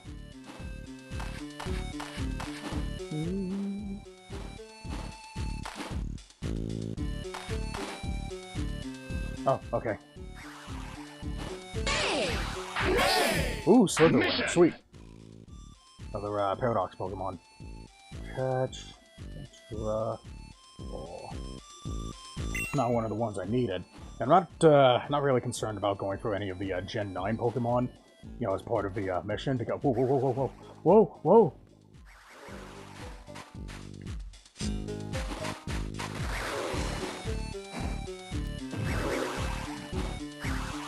Okay, sweet. No more secrets. And I mean that literally. Alright, we are done with the Bilby hunt. So now all we have left to do is to destroy all the Quinkan eggs in the mission Egg Hunt in less than 3 minutes and 30 seconds. That is the last thing that we'll do, and then we'll go ahead and start wrapping up. Damn, I actually wasn't, I was not expecting to get done with this set in this stream. I mean, I had been hoping for it, but I didn't think I'd actually do it. But, lo and behold, I did it. I thought I was gonna have to, oh, wow, okay, we're right here. I thought I was gonna have to, you know, get all of the, speedrun, like, clock things as well. And it looks like the, yo, I got a gift. Sweet.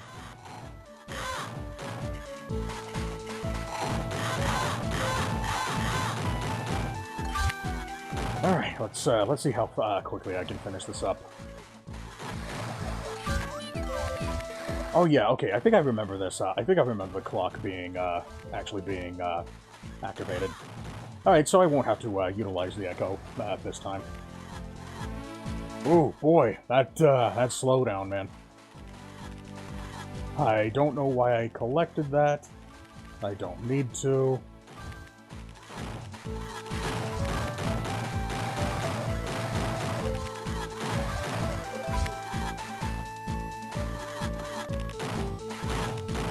Okay, more than likely there's not going to be an egg in there.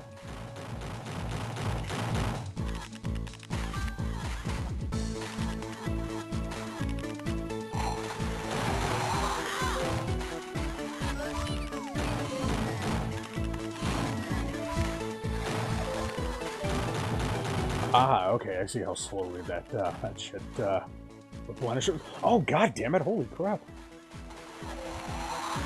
Okay, yeah, I'll probably be utilizing this for a good while.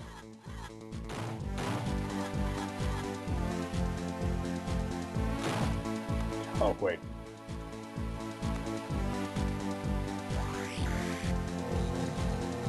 Oh, wait.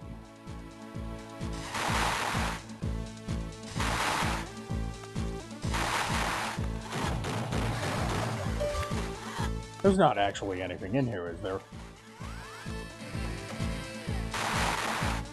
Oh, wait, I need... No, I do not. I think I might be too close. Okay, let me see if I can find these things first. Because I thought I knew where these things were, but I guess not.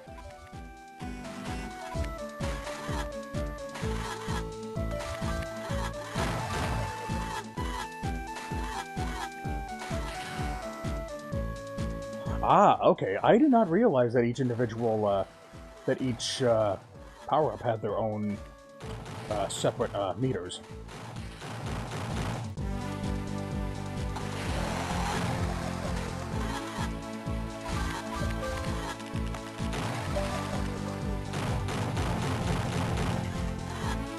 I highly doubt I'll be able to, Alright, what does that open up?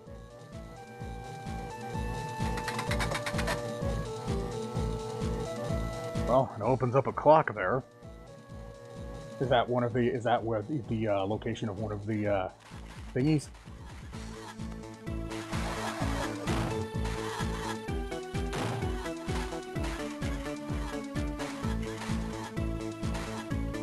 God damn it, I gotta stop doing that. Can I get back up? Yeah, I pretty much, yeah, I passed my time by now. But, you know, since I'm pretty much in recon mode.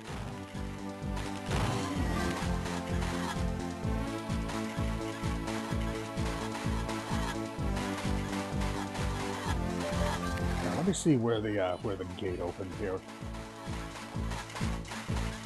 Okay, this takes me back to the start of the level. All right, so I didn't. Well, I did need to. Well, I did need to go up there to destroy an egg, but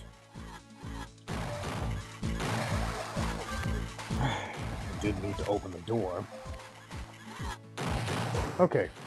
Unfamiliar territory. Oh, sweet.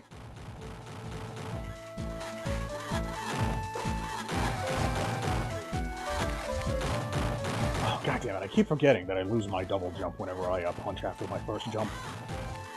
I don't know why that's a thing.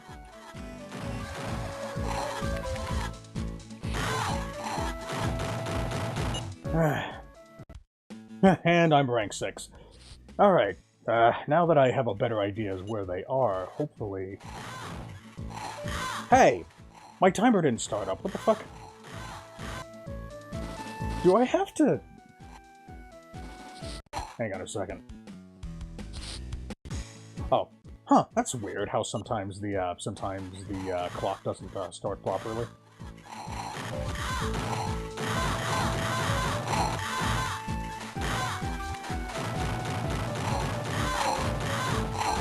Alright, come on. Get a move on here, boys.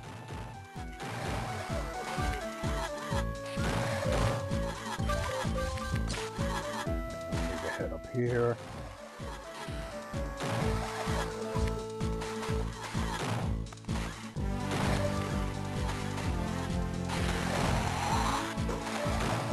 Come on, I ain't got time for this. Nobody got time for that.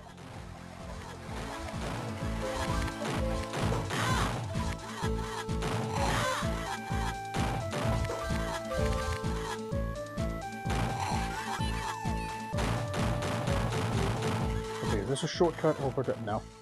Good.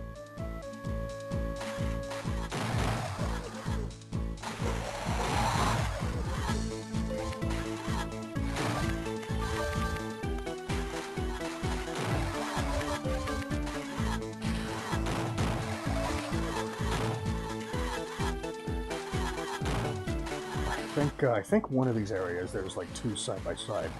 Yeah, here we go. Oh, come on, fucking move.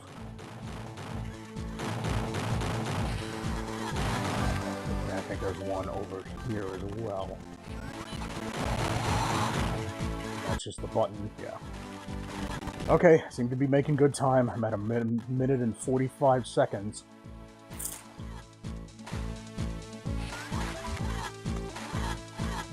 Can't get in that way. I wonder if that's a shortcut, though. I might be able to use that if utilize that if that's the case. Okay. Okay, there's one. Wait, no. It came from here. Shit.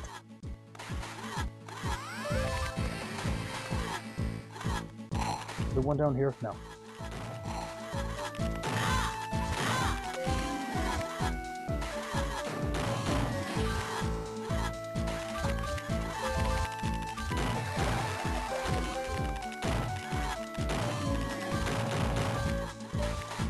Okay, I got one more minute to go. Oh, that's funny. The achievement icon popped up once I destroyed that last one.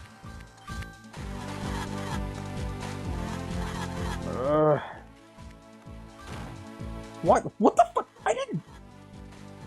I swear I did not press down an A. Why the fuck did I glitch through that? Whew! Okay! Holy shit! Wow! I was under 258. God damn. Wow, I did it. I didn't mean to egg you on. Well, okay. Shit, I did it. I mastered the achievement set for Tie 3 on Game Boy Advance. Okay. There you go. But we're all done now. Well, that was relatively basic. I'm so glad that I didn't have to do any of the time trial achievements or find all of the portraits. I can only imagine how much hell I would have to go through in order to find those. So, yeah, I got the badge before the inevitable revision. So, yeah. And I didn't need to use the guide either. And I didn't need to submit any tickets either. Although I did notice that sometimes the clock didn't start whenever I enter this level. So there is a chance that somebody might come back to this set at some point in time, but I'm glad I was able to master this set before then. So yeah, there you go. That's my I guess pseudo 100% run of this game. Oh, let me go ahead and save my data here. And yeah, there you go. So that was my playthrough of Tie 3 on the Game Boy Advance. It's definitely a step up from Tie 2 on the Game Boy Advance. Even though it is still relatively basic, the Shadow Bunyip is definitely controls better. Whoa, whoa, whoa, whoa. Okay. Maybe I should enter one of these levels to make sure I don't get that. And I do like that I do like the addition of the helicopter minigame, even though it's just the same. It's just like, you know, the exact same mission 3 times. Like, I really wish that there was, like, you know, some kind of variety to it. You know, it turned out to be pretty, you know, bare bones. Or hell, maybe not even bare bones. It feels very, like, you know, alpha prototype-esque. Like, I really wish that they could have fleshed that out in some way. And I liked the space shooter section. I think that might have been the other best part of the game. You know, the Shadow Bunyip sections were, they were playable. They worked. This thing worked. I hated how the regular Bunyip ship operated. I hated how you were basically locked from throwing any punches while you were slowing down from a run. That did not seem necessary. Oh, and as far as how Ty controls himself, not really a whole lot of changes from how he works in the first game. But I do like that the boomerangs had adopted a bit of a level up system. I just did not like how I don't mind the Gubu berry like hunt thing. I just really wish that there was a way to be able to tell if you did find the Gubu berry in that level. Because, like, if you're not keeping track, you know, it can be very easy to forget which ones you have or haven't collected. And I'm not sure how to feel about the Warparang, basically, about those Gubu fruits basically preventing you from finding the rest of the Bilbies, you know, without the Warparang. You know, the fact that you get it, you know, so late in-game. And, yeah, that's pretty much it. Oh, and I do like that that this game tried to necessitate the use of all these different boomerangs. You know, that's something that wasn't present in the previous game. You know, whether it be through progression or through like collecting the or I guess rescuing the rest of the Bilbies. And yeah, I don't really have much of an intention of 100%ing this game, considering the considering what you have to go through in order to, I mean, I already had to go through a lot in order, well, maybe not necessarily a lot. I just got really lucky with finding all of the other Gubu fruit. Like, I was not expecting to 100% the achievement set for this game in this stream, but I did, so there's that. So, yeah, I guess first impression, definitely better than the Game Boy Advance version of Tie 2, but even then, I would still only maybe give this game a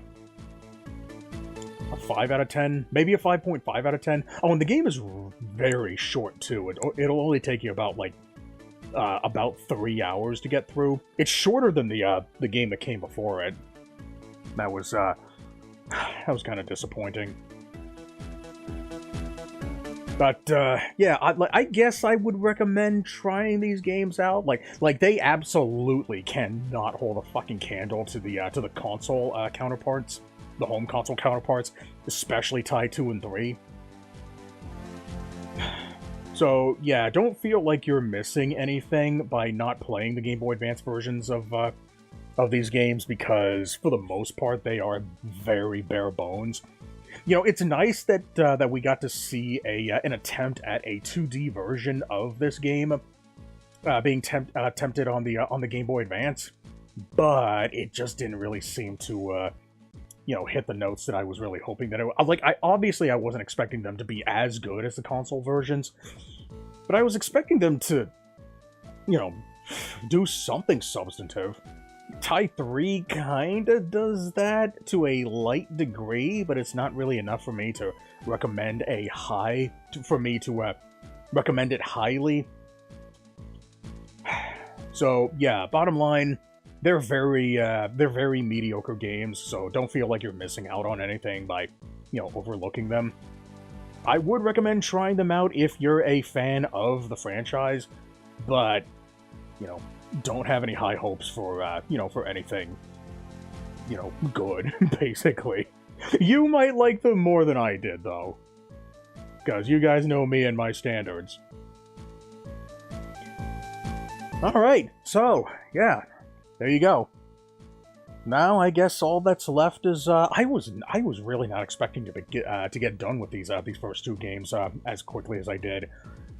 But we do have one more game to get through before the end of Jutai in Glorious 2D, and that game is simply the Tasmanian Tiger 4. Bush Rescue Returns on Steam. Apparently, that game originated as a mobile game, and then it got ported to Steam. And then it wasn't until, like, years later when it saw a major update adding stuff, apparently. I know it added voice acting, but I don't really know what else it added. But we'll cross that bridge when we get to it. Let's go ahead and, let's see if, who we can raid out to in the meantime. And if there's nobody live, then I probably won't, raid out to anybody anyway. Considering that, nobody that I, follow usually, streams at this hour. Maybe except for Vey, but, that's kind of a,